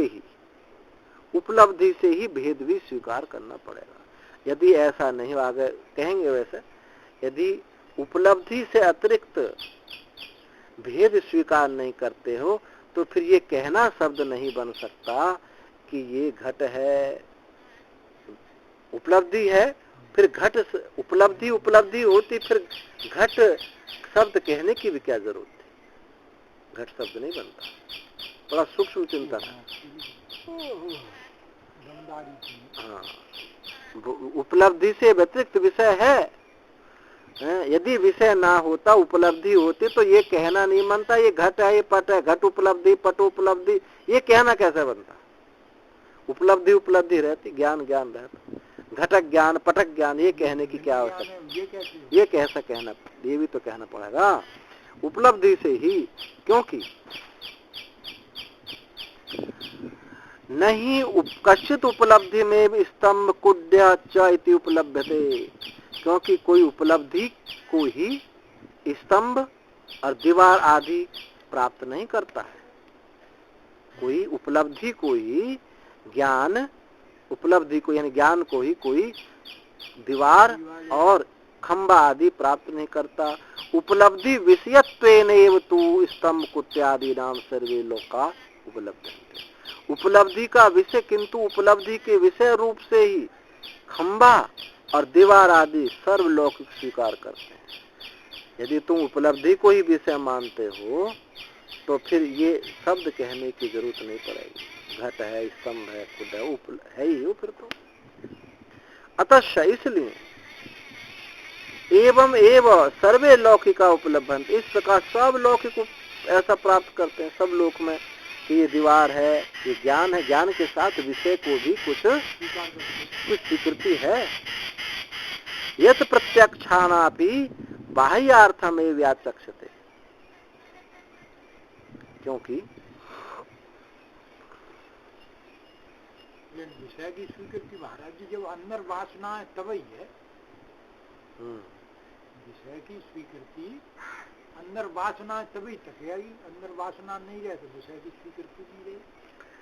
नहीं, देखो अंदर की तो बात है, मैंने रील का दृष्टांत दिया अभी है ना, सिनेमा हॉल का। बाह्य भी किंचित अर्थ में स्वीकार करना पड़ेगा, नहीं है तो अनिर्वचनीयता सिद्ध नहीं होगी। फिर तो एक पक्षी होगा कि अंत ही है, हैं? अब जैसे वहां पर्दा का भी कुछ अस्तित्व है, ऐसे यहाँ भी कुछ अस्तित्व है बाह्य अर्थ का। ये बाह्य अर्थ कुछ अस्तित्व है, यही बात अनिर्वचनीयता को दिखाता है, नहीं तो अंदर ही है। और ये जो बात है कि फिर बाह्य विषय, ये फिर इंद्रिय सन्निकर्ष भी नहीं होगा। फिर जो है आप एक स्वप्न का विषय, फिर ये दृश्य प्रपंच जो है, स्वप्न इंद्रिय और जागृत इंद्रियों में कोई भिन्नता नहीं होगी। सिद्धांत दृष्टि से हम जो ये कह रहा वही वेदांत भी कहता है। यत् प्रत्यक्षाणापि बाह्यार्थमेव व्याचक्षते। बाह्य अर्थ का प्रत्याख्यान करते हुए भी उनका ऐसा व्याख्यान करते हैं, बाह्य अर्थ का निराकरण करते हुए भी उनका, बाह्य अर्थ का प्रत्यक्ष कथन करते हुए भी, यत् प्रत्यक्षाणापि बाह्यार्थम व्याचक्षते, बाह्य अर्थ को का कथन करते हुए भी कहते हैं यद अंतर्गेय रूपम तद बहिर्वद अवभासते। जो अंतर गेय रूप है वो बाहर की तरह भासता है, स्वप्न जो है बाहर जागृत की तरह भासता है। तो ये जो हम कहते हैं जागृत की तरह भासता है, किंचित अर्थ में इसकी स्वीकृति है, किंचित अर्थ की स्वीकृति है, नहीं तो दृष्टांत ही प्राप्त नहीं होगा। यदि कुछ स्वीकृति ना हो तो दृष्टांत ही प्राप्त नहीं होगा। तेपि सर्वलोक प्रसिद्धाम बहिरभासमाना संविदम प्रतिलंभमाना प्रत्याख्यात तु कामाश बाह्यार्थम बहिर्वद इति वत्कारम कुर्वन्ति। वे भी लोक प्रसिद्ध बाहर अभिभासों का, बाह्य अभिभासों के संविद को प्राप्त करते हैं, ज्ञान को प्राप्त करते हुए सर्वलोक प्रसिद्ध जो बाहर अभिभाषित है उस ज्ञान को प्राप्त करते हुए प्रत्याख्यातम उसका निराकरण कथन करने की इच्छा वाले बाह्य अर्थ को कहते हैं बहिर्वद। बाह्य अर्थ कहते हैं बाहर के समान, ऐसा बतकार कुर्वन्ति, ऐसे बत के समान, उसके समान ऐसा कथन करते हैं अंतः ज्ञान को।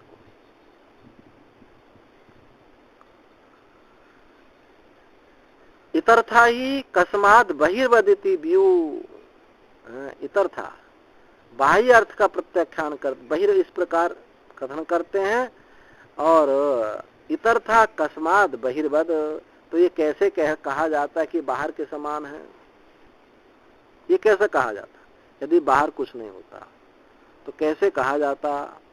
जैसे कि नहीं विष्णु पुत्रो बंध्या पुत्र अवभासते, यदि बाहर कुछ नहीं होता तो ऐसा नहीं कहा जाता ये बाहर के समान है, किंचित अर्थ में उसका स्वीकृति है ही। जैसे कि दृष्टांत देते, नहीं तो विष्णु मित्रो बंध्या पुत्र अवभासते इति कश्चिद आसीत, विष्णु मित्र बंध्या पुत्र के समान है ऐसा कोई कहता है क्या? तो कितना बढ़िया दृष्टांत दिया। जो विष्णु मित्र जो है बंध्या पुत्र के समान है ऐसा कोई नहीं कहता, क्योंकि बंध्या के पुत्र होता ही नहीं। ये कहा जाएगा कि ये फलाने के समान है, तो क्योंकि जो बंध्या पुत्र है ही नहीं हो, तो उसके समान कोई नहीं बताता। तस्माद इसलिए यथा अनुभव तत्वमभ्युपगच्छद भी बहिरेव भासते इति युक्तम अभ्युपगंतुम नहीं बहिर्वद भासते इति। इसलिए ये जैसा अनुभव है तत्व को स्वीकार करने वालों के द्वारा बाहर ही अवभाषित होता है, ऐसा युक्त को बाहर ही अवभास होता है। अनुभव के अनुसार तत्व स्वीकार करने वालों को बाह्य अर्थ का विभास होता है, ऐसा स्वीकार करना चाहिए। इस तत्व का अनुसार करने वाला बाह्य अर्थ का अवभास होता है, ऐसा स्वीकार करना चाहिए। बहिर्वद अवभासते, बाहर के समान भासता, ऐसा स्वीकार, न कि बहिर्वद भासते, न तो बहिर्वद भासते बाहर के समान ही भासता, ऐसा नहीं। अनुभव के अनुसार तत्व स्वीकार करने वालों को बाह्य अर्थ का अभास होता है, ऐसा स्वीकार करना चाहिए। ये नहीं कि बाहरी ये भासता है, यही भासता है, ऐसा नहीं। बहिर्वद भासता, बाहर के समान ऐसा स्वीकार युक्त नहीं है।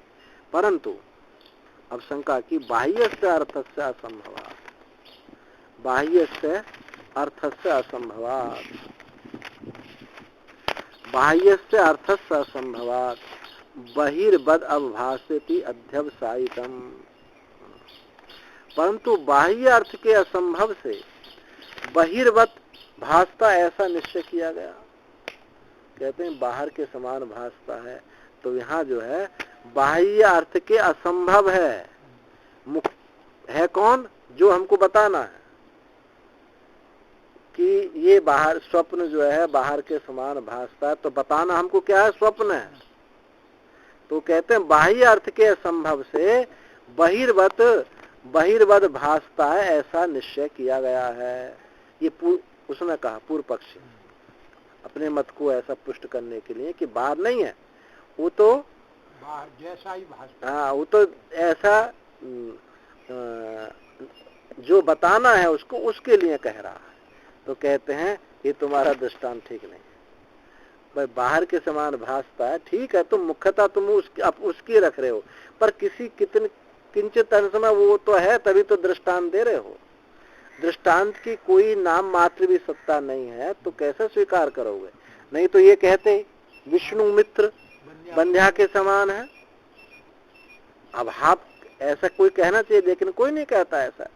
नायम साधु अध्यवसायो यतः प्रमाण प्रवृत्ति पूर्वको संभव असंभव अवधार्यते न पुनः संभव असंभव पूर्विकैव प्रमाण प्रवृत्ति अप्रवृत्ति।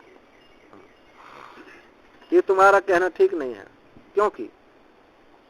क्योंकि प्रमाण प्रवृत्ति अप्रवृत्ति पूर्वक संभव असंभव धार्यते।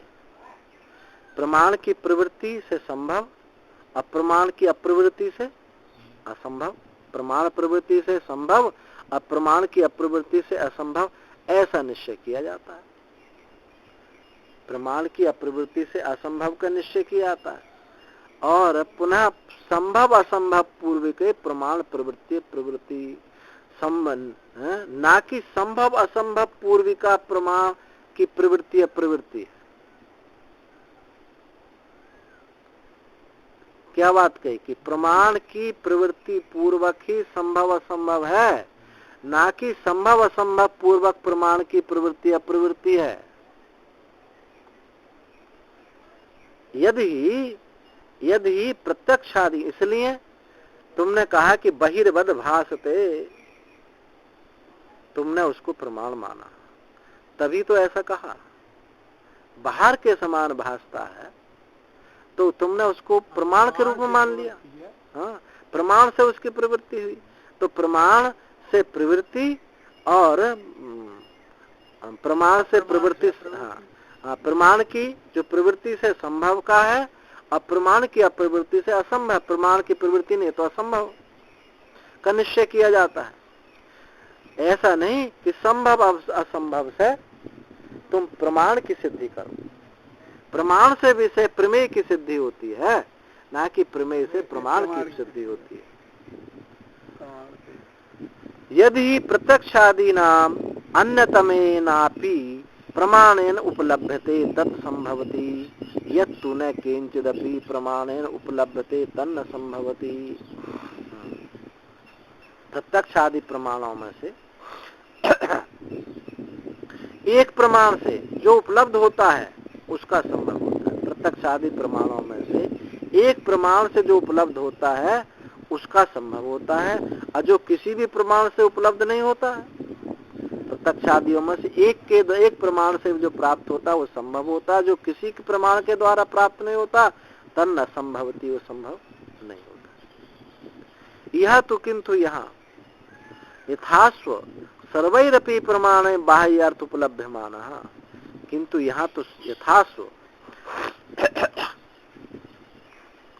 स्वभाव के अनुसार, किंतु यहाँ तो स्वभाव के अनुसार सब प्रमाणों से बाह्य अर्थ की प्राप्ति हो रही है। प्रत्यक्ष से, अनुमान से, उपमान से। कथम व्यतिरेक आदि विकल्प ही न संभवती उच्चेत उपलब्धि रही। तो व्यतिरेक और अव्यतिरेक, व्यतिरेक और अव्यतिरेक आदि विकल्पों से उसका संभव नहीं। व्यतिरेक अव्यतिरेक आदि विकल्पों से उसका संभव नहीं है। ऐसा विकल्प तो संभव उचित उपलब्धि रेवा, ऐसा विकल्प कैसे किया जा सकता है? व्यतिरेक अव्यतिरेक आदि विकल्पों से उसका संभव नहीं, ऐसा विकल्प कैसे किया जा सकता है? नचा, हाँ उपलब्धि रेव, उपलब्धि होती ही है, क्योंकि उपलब्ध होता ही है, व्यतिरेक से अथवा व्यतिरेक से वो उपलब्ध होता ही है। नचा ज्ञानस्य विषय सारूप्याद विषय नाशो भवति, ज्ञानस्य विषय सारूप्याद विषय नाशो भवति, असति विषय विषय सारूप अनुपपत्ति, बहिरुपलब्धेस्य विषयस्य। ज्ञानस्य, ज्ञान के विषय सारूप से विषय का नाश नहीं होता। ज्ञान के जैसे कहा ये घट है, तो ज्ञान में घट की सारूपता से, ज्ञान की विषय सारूप्यता होने से विषय नाश हो जाता हो, ऐसा नहीं। असति विषय, विषय के ना होने पर विषय सारूप अनुपत्ति, और विषय के ना होने पर विषय सारूप्य भी प्राप्त नहीं हो सकता। उपलब्धि उपलब्धि रहेगी, उपलब्धि के साथ विषय नहीं जुड़ेगा। आई बात समझो नहीं? विषय के ना होने पर तो विषय सारूप्य भी सिद्ध नहीं हो सकता। ये नहीं कहा जा सकता घटक ज्ञान, ज्ञान तो है पर ये नहीं कहा जा सकता घटक ज्ञान। हाँ, बहिरुपलब्धि विषय, विषय की बाहर उपलब्धि का है। विषय बाहर उपलब्ध होता ही है। अतएव इसलिए स उपलम्ब नियमोपि प्रत्यय विषयो उपाय उपेय भाव हेतु कहा, न अभेद हेतु का इति अभ्युपगंतव्यम। इसलिए उपलम्ब नियमोपि, उपलम्ब नियमोपि प्रत्यय और विषय, यानी ज्ञान और विषय एक साथ उपलब्ध होते हैं। ज्ञान और विषय जो है, घटक ज्ञान, घट क्या हो गया? विषय होगा, और ज्ञान ज्ञान हो गया। तो विषय और ज्ञान दोनों एक साथ उपलब्ध होते हैं। यह नियम भी क्या है? उपाय उपेय भाव हेतु कहा। ये उपाय उपेय भाव हेतु है। ये उपाय बना घट, तब उपेय क्या बना? घटक ज्ञान। उपाय बना घट और तब उपेय बना घटक ज्ञान। मैंने घट को जाना। अच्छा, उपाय उपेय भाव हेतु का, ना अभेद हेतु का। ये अभेद हेतु का नहीं है। उपाय उपेय ये भेद हेतु का है, विषय है और जो है ज्ञान है। दोनों की सारूप्यता होने से तुम उसको एक कह रहे हो, तो फिर एक ज्ञान केवल महसूस होना और एक घट महसूस होना, दोनों में एक ही बात हो जाती। ये दो बात नहीं होती, एक ही ज्ञान, एक ही बात हो जाती। तो न अभेद हेतु का इति अभ्युपगंतव्यम। ये अभेद का हेतु नहीं है, अभिन्नता का हेतु नहीं है, भेद बाह्य विषय है। अपिच, और भी घटक ज्ञान पटक ज्ञान इति विशेषणयोर एवं घटपटयो भेदो न विशेषस्य ज्ञानस्य। घटक ज्ञान पटक ज्ञान, ऐसा जो विशेषण है दोनों का, घटपटयों का, वो भेद है। घटक ज्ञान घट विशेषण है, पटक ज्ञान पट विशेषण, इन दोनों विशेषणों घटपटयों में भेद है, एक नहीं। नहीं तो घटक ज्ञान और पटक ज्ञान दोनों एक होते। न विशेषस्य ज्ञानस्य, घटक ज्ञान पटक घट पट विशेषणों का ही भेद है, लेकिन विशेष्य का भेद नहीं है। जो ज्ञान है उसमें कोई भेद नहीं है। उस ज्ञान में पट सारूप्यता हुई तो पटक ज्ञान, घट सारूप्यता हुई तो घटक ज्ञान। न विशेषस्य ज्ञान से विशेष ज्ञान का कोई भेद नहीं। यथा जैसे कि शुक्लो गौ कृष्णो गौ इति शौकल्य कार्षण्योरेव भेदो न गोवत् गोत्सस्य। जैसे सफेद गाय काले गाय, इसमें शुक्लता और कृष्णता का ही भेद है, गोत्र का भेद नहीं। द्वाभ्याम च भेदा एकस्य सिद्धो भवति एकस्मात् द्वयो। एक का द्वाभ्याम से भेद एकस्य, एक का दो से भेद सिद्ध होता है। द्वाभ्याम से भेद, एक का दो से भेद सिद्ध होता है और एक से दो का भेद सिद्ध होता है। एक का दो से भेद सिद्ध होता है और एक से दो का भेद सिद्ध होता है। तस्मात् अर्थ ज्ञानयो भेदः, इसलिए अर्थ में और ज्ञान में दोनों में भेद है। अर्थ में और ज्ञान में दोनों में भेद। अब यहाँ विषय की सत्ता सिद्ध की जा रही है। जो हमेशा सिद्धांत कहता है ना, वेदांत कहता है कि विषय नहीं है, यहाँ विषय की सत्ता सिद्ध कर रहे। अब ये इसको इन्हीं चीजों को लेकर के पूर्व पक्षी दूसरा इन्हीं को रख देगा। देखो कितना मजबूत हो दिया चिंतन। तथा घट दर्शनम घट स्मरणम इति अत्रापि प्रतिपत्तव्यम। घट का वैसे ही घट दर्शन और घट स्मरण, इसमें भी समझना चाहिए। तो यहाँ भी अत्रापि, यहाँ भी विशेषयोरेव दर्शन स्मरण भेदः न घटस न विशेषणस्य घटस्य। यहाँ भी जो विशेष्य है, अब पहले तो घटक ज्ञान में ज्ञान क्या था, विशेष था, और घट क्या था, विशेषण था। अब यहाँ दूसरे प्रकार से घट दर्शनम घट स्मरणम, तो यहाँ घट क्या है, विशेष्य है, और स्मरण दर्शन क्या है, विशेषण। विशेषयोरेव दर्शन स्मरण भेद न विशेषणस्य घटस्य, घट विशेषण का भेद नहीं। यथा जैसे क्षीर गंधा क्षीर रस इति विशेष्योरेव गंध रसयो भेदः न विशेषणस्य क्षीरस्य तद्वत्। जैसे दूध की गंध और दूध का रस, दूध गंध दूध रस, ये जो विशेष्य हैं, विशेष्योरेव गंध रसयो भेद, जो विशेष्य है रस और गंध का ही भेद है, दूध का भेद नहीं है। जो विशेषण क्षीर है उसका भेद नहीं। तद्वत् उसी प्रकार से अपि च द्वये ज्ञानयोः पूर्व उत्तर कालयोः स्वयं संवेदनयो उपक्षिणीयो इतर इतर ग्राह्य ग्राहकत्व अनुपपत्ति।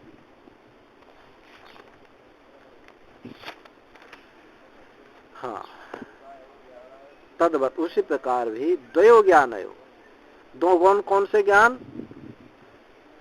एक पूर्व क्षण का ज्ञान, दूसरे क्षण का ज्ञान। दो ज्ञानयो पूर्व उत्तर कालयो, पूर्व उत्तर कालयो, पहला काल और उत्तर काल, पूर्वकालीन और उत्तरकालीन, ये दो ज्ञान स्व संवेदन से ही उपक्षीण हो जाते हैं। पूर्व काल और उत्तर काल, ये दो ज्ञान जो है स्व संवेदन से ही उपक्षीण हो जाते हैं। इतर इतर ग्राह्य ग्राहक अनुपपत्ति, उनमें परस्पर ग्राह्य ग्राहक, एक ग्रहण करने वाला ऐसा भाव युक्त नहीं है। उसमें ये तुमने जो कहा कि पूर्व प्रथम क्षण ज्ञान और दूसरा क्षण ज्ञान, तो उनको कहा क्षणिक विज्ञान को खंडन कर रहे हैं ना।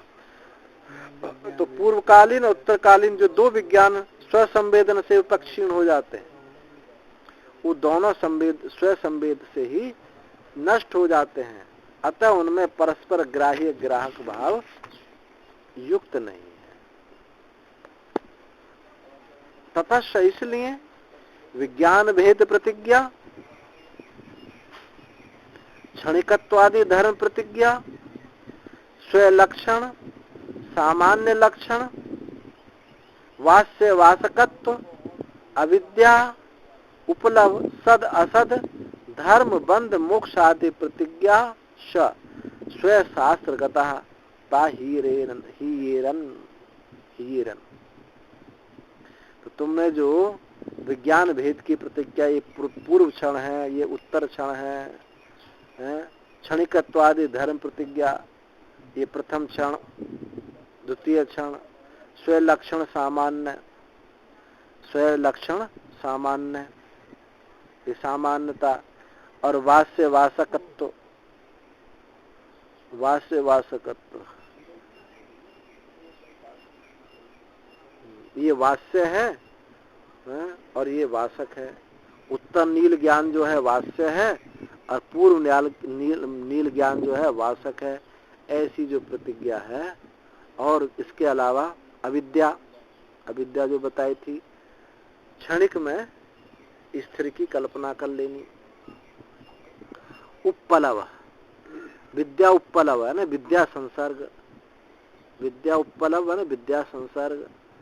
सद असद धर्म,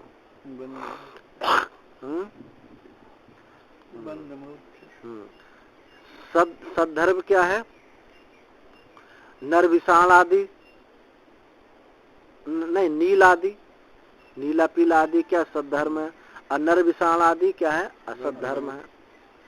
और मोक्ष अमूर्तमिति और असद धर्म, अमूर्तमिति सद असद धर्म, और इन दोनों को ले लो। नरविषाण असद धर्म, अमूर्तमिति ये क्या है? अमूर्त। सद असद धर्म ततो विज्ञानस असतो नरविषाणस अमूर्त प्रतिज्ञा दुर्लभ अनेक अर्थ ज्ञान साध्यत्वात्। क्या कहना होना?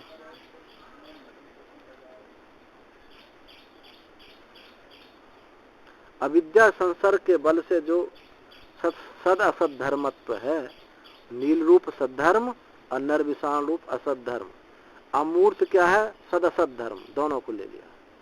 तो सत विज्ञान असत नर विषाण दोनों के अमूर्त होने से यह प्रतिज्ञा दुर्लभ है। सत भी अमूर्त है और असत नर विषाण भी अमूर्त है, होने से प्रतिज्ञा ये दुर्लभ है। तो स्वशास्त्र गतास्ता हिरन, तुम्हारा जो शास्त्र है में ये सब, इन सब की हानि हो जाएगी। किंच अन्यथ, एक दूसरी बात और भी है।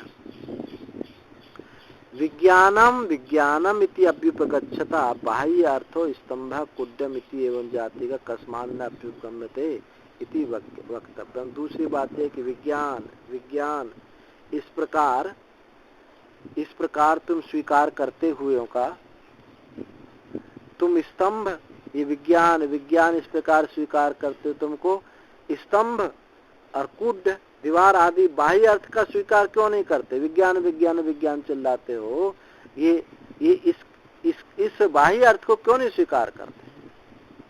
कस्मान न उपभ्युपगम्यते इति वक्तम, तुमको ऐसा कहना, बताना चाहिए। विज्ञानम अनुभूयते इति चेत, कहते हैं कि विज्ञान का अनुभव होता है, क्या विज्ञान का अनुभव होता है, इसलिए कहते हैं विज्ञानम। विज्ञान अनुभूयते इति चेत बाह्योपि अर्थ अनुभूयते, बाह्य अर्थ भी अनुभव होता ही है। इति युक्तम अभ्युपगन्तुम, बाह्य अर्थ भी अनुभव में होता ही, ऐसा स्वीकार करना चाहिए। अथ विज्ञानम प्रकाशात्मकत्वात् प्रदीपवत स्वयमेव अनुभूयते न तथा बाह्योपि अर्थ चेत। यदि तुम ऐसा कहो कि विज्ञान प्रकाशात्मक होने के कारण दीपक के समान स्वयं अनुभव में आता है, न तथा बाह्य अर्थ ऐसा अनुभव में नहीं आ सकते। मैं हूँ, ये ज्ञान मुझे अनुभव में आएगा, पर मैं मनुष्य हूँ, ये जरूरी थोड़ी होगा। उसके साथ तादाद में जो नहीं है तो ये अनुभव में नहीं आएगा। तो कहता है विज्ञान प्रकाशात्मक होने से दीपक के समान स्वयं भी अनुभव में आता है, न तथा बाह्य अर्थोपि, बाह्य भी अर्थ अनुभव में नहीं आता। यदि ऐसा कहें तो अत्यंत विरुद्धाम स्वात्मनि क्रियाम अभ्युगच्छसि अग्निरात्मानम दहतिवत। तो तुम अत्यंत विरुद्ध क्रिया को अपने में स्वीकार करके अत्यंत विरुद्ध क्रिया को अपने में स्वीकार करके अग्नि आत्मानम दहती, जैसे अग्नि अपने को जलाता है, इस प्रकार से हाँ। विज्ञान प्रकाशात्म होने से दीपक के समान स्वतः ही बुद्धि में जैसे आरूढ़ होता है, वैसे बाह्य अर्थानुभव में नहीं आते। तो यदि तुम ऐसा कहते हैं तो अग्नि आत्मा को जलाती है, इसके समान अपनी आत्मा में अत्यंत विरुद्ध क्रिया का स्वीकार करते हो। तुम अपने आत्मा में अत्यंत विरुद्ध क्रिया को स्वीकार करते हो, परंतु अविरुद्धम तो लोक प्रसिद्धम स्वात् व्यतिरेकेन विज्ञानेन बाह्य अर्थ अनुभूयते इति न इच्छसी अहो पांडित्यम महदर्शितम। हाँ, इसके समान अपनी आत्मा में अत्यंत विरुद्ध क्रिया का स्वीकार करते, परंतु अपने से वस्तु से व्यतिरिक्त ज्ञान से बाह्य अर्थ अनुभव में आता है। अपने वस्तु से व्यतिरिक्त ज्ञान से बाह्य अर्थ अनुभव में आता है, ऐसी अविरुद्ध लोक प्रसिद्ध बात को तुम नहीं मानते। इस बात को नहीं मानते कि ये विषय सापेक्ष ज्ञान हो रहा है। लोक प्रसिद्ध बात को तुम नहीं मानते। तो अहो पांडित्यम महद दर्शितम, तुम्हारा बड़ा भारी पांडित्य है। अपने विज्ञान को तो कह रहे हो, लेकिन लोक प्रसिद्ध जो बात है विषय, उसको नहीं मान रहे हो। न च अर्थ अव्यतिरिक्तमपि विज्ञान स्वयं अनुभूयते। अर्थ से व्यतिरिक्त विज्ञान अपने आप ही अनुभव में आता है, ऐसा कहना युक्त नहीं है। एक स्वरूप ज्ञान की बात अलग है। जब हम जगत ज्ञान की बात कहते हैं तो अर्थ से व्यतिरिक्त विज्ञान स्वयं अनुभव में नहीं आता है। वो विषय को ही, ज्ञान और विषय को दोनों को एक कह कहता है कि बाहर कुछ नहीं, विज्ञान ही विज्ञान है। उनका कहना सिद्धांति का बाहर विज्ञान अतिरिक्त बाहर भी है। अर्थ व्यतिरिक्त विज्ञान स्वयं अनुभव में आता है। अर्थ व्यतिरिक्त विज्ञान स्वयं अनुभव में नहीं आता है। स्वात्मनि क्रिया विरोधात्, क्योंकि अपने में क्रिया का विरोध होने से। अब कहता है कि विज्ञान से स्वरूप व्यतिरिक्त ग्राह्यत्वे, विज्ञान का स्वरूप व्यतिरिक्त, विज्ञान के स्वरूप व्यतिरिक्त ग्राह्यत्वे तदपि अन्येन ग्राह्य तदन्येन अवस्थाप्नोति। अपि च प्रदीपवत् अवभासकात्मकत्वात् ज्ञानस्य ज्ञानांतर कल्पयतः समत्वात् अवभास्य अवभासक भाव अनुपत्ते कल्पना अनर्थक्यमिति। अब देखो कैसी गहरी बात कही उसने। विज्ञान का स्वरूप व्यतिरिक्त ग्राह्यत्व, स्वरूप से विज्ञान अपने से अतिरिक्त ग्राह्य हो तो वह भी अन्य से ग्राह्य होगा। यदि विज्ञान अपने से अतिरिक्त ग्राह्य हो तो वह भी अन्य से ग्राह्य होगा, और वह भी फिर अन्य से ग्राह्य होगा, तो अनवस्था की प्राप्ति होगी। अपीच और भी दीपक के समान, ज्ञान दीपक के समान अवभासात्मक होने से ज्ञान के अन्य ज्ञान की कल्पना करने वालों के लिए दीपक के समान अवभासकात्मकत्वात्, अवभासकात्मक दीप, जैसे दीपक अवभासक होता है, उसको प्रकाशित होने के लिए दूसरे दीपक से दूसरे दीपक को नहीं देखा जाता। तो दीपक के समान अवभासकात्मक होने से ज्ञान जो है दीपक के समान अवभासक है। ज्ञानांतर कल्पयतः, दूसरे ज्ञान की कल्पना करते हुए, कि कीमत में दोनों ज्ञानों के समान होने से उनमें अभ्यास से अवभासक भाव उत्पन्न नहीं होगा। ये दो ज्ञान माने हैं। दीपक के समान अवभासमान ज्ञान का ज्ञानांतर कल्पित दूसरे ज्ञान की कल्पना करें तो समत्व होने से दोनों में अवभासकत्व समान है। तो अवभाष्य अवभासकत्व दोनों अनुपपत्ति सिद्ध नहीं होगा। एक दीपक से दूसरे दीपक को कैसे देखेंगे? नहीं, समानता होगी। तो अभास से अभाषक नहीं सिद्ध होगा। इसे कल्पना अनर्थक कमिति, कल्पना जो है ये तुम्हारी कल्पना जो अनर्थक ही है। सिद्धांत की बात पूर्व पक्षी कह रहा है। ये तो ज्ञान को ऐसे तो निरूपण करता है वेदांत। तो सिद्धांत का तदुभयम अपि असत। अब ये बात जिसने पीछे उसने बात कही थी सब अब वो कही जाती, तदपि दोनों ज्ञान तुम्हारे असत है।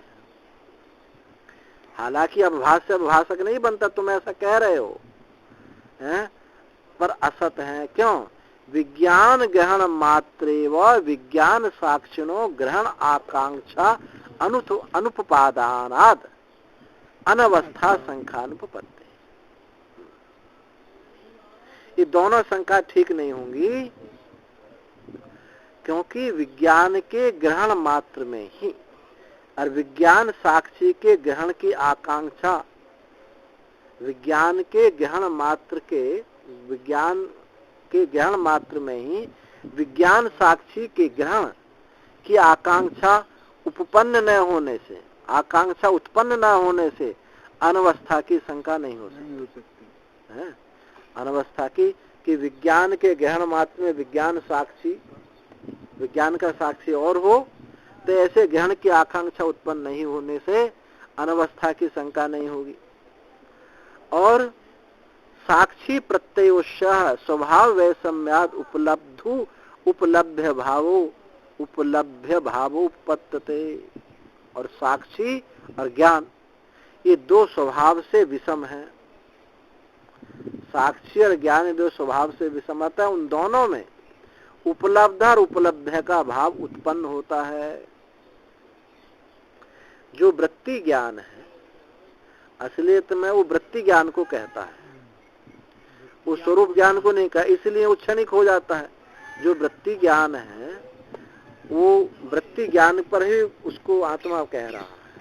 तो जो वृत्ति ज्ञान है और साक्षी ये स्वभाव से विषम है। एक निरंतर प्रकाशित होता है, एक कभी प्रकाशित तो है नष्ट हो जाता है फिर प्रकाशित होता है। एक वृत्ति उदित हुई फिर नष्ट हो गई। पहली वृत्ति का दूसरे के साथ कोई संबंध नहीं, कहीं संबंध होता कहीं नहीं होता। इसी को तो क्षणिकत्व कहता है। तो उसने कहा है कि दोनों में साक्षर ज्ञान स्वभाव से विषम है, अतः उन दोनों में उपलब्ध और उपलब्ध का भाव उत्पन्न होता है। और स्वयं सिद्ध साक्षिनो अप्रत्याख्येयत्वात्, और स्वयं सिद्ध साक्षी का निराकरण नहीं हो सकता। जो स्वयं सिद्ध साक्षी है उसका निराकरण नहीं हो सकता है।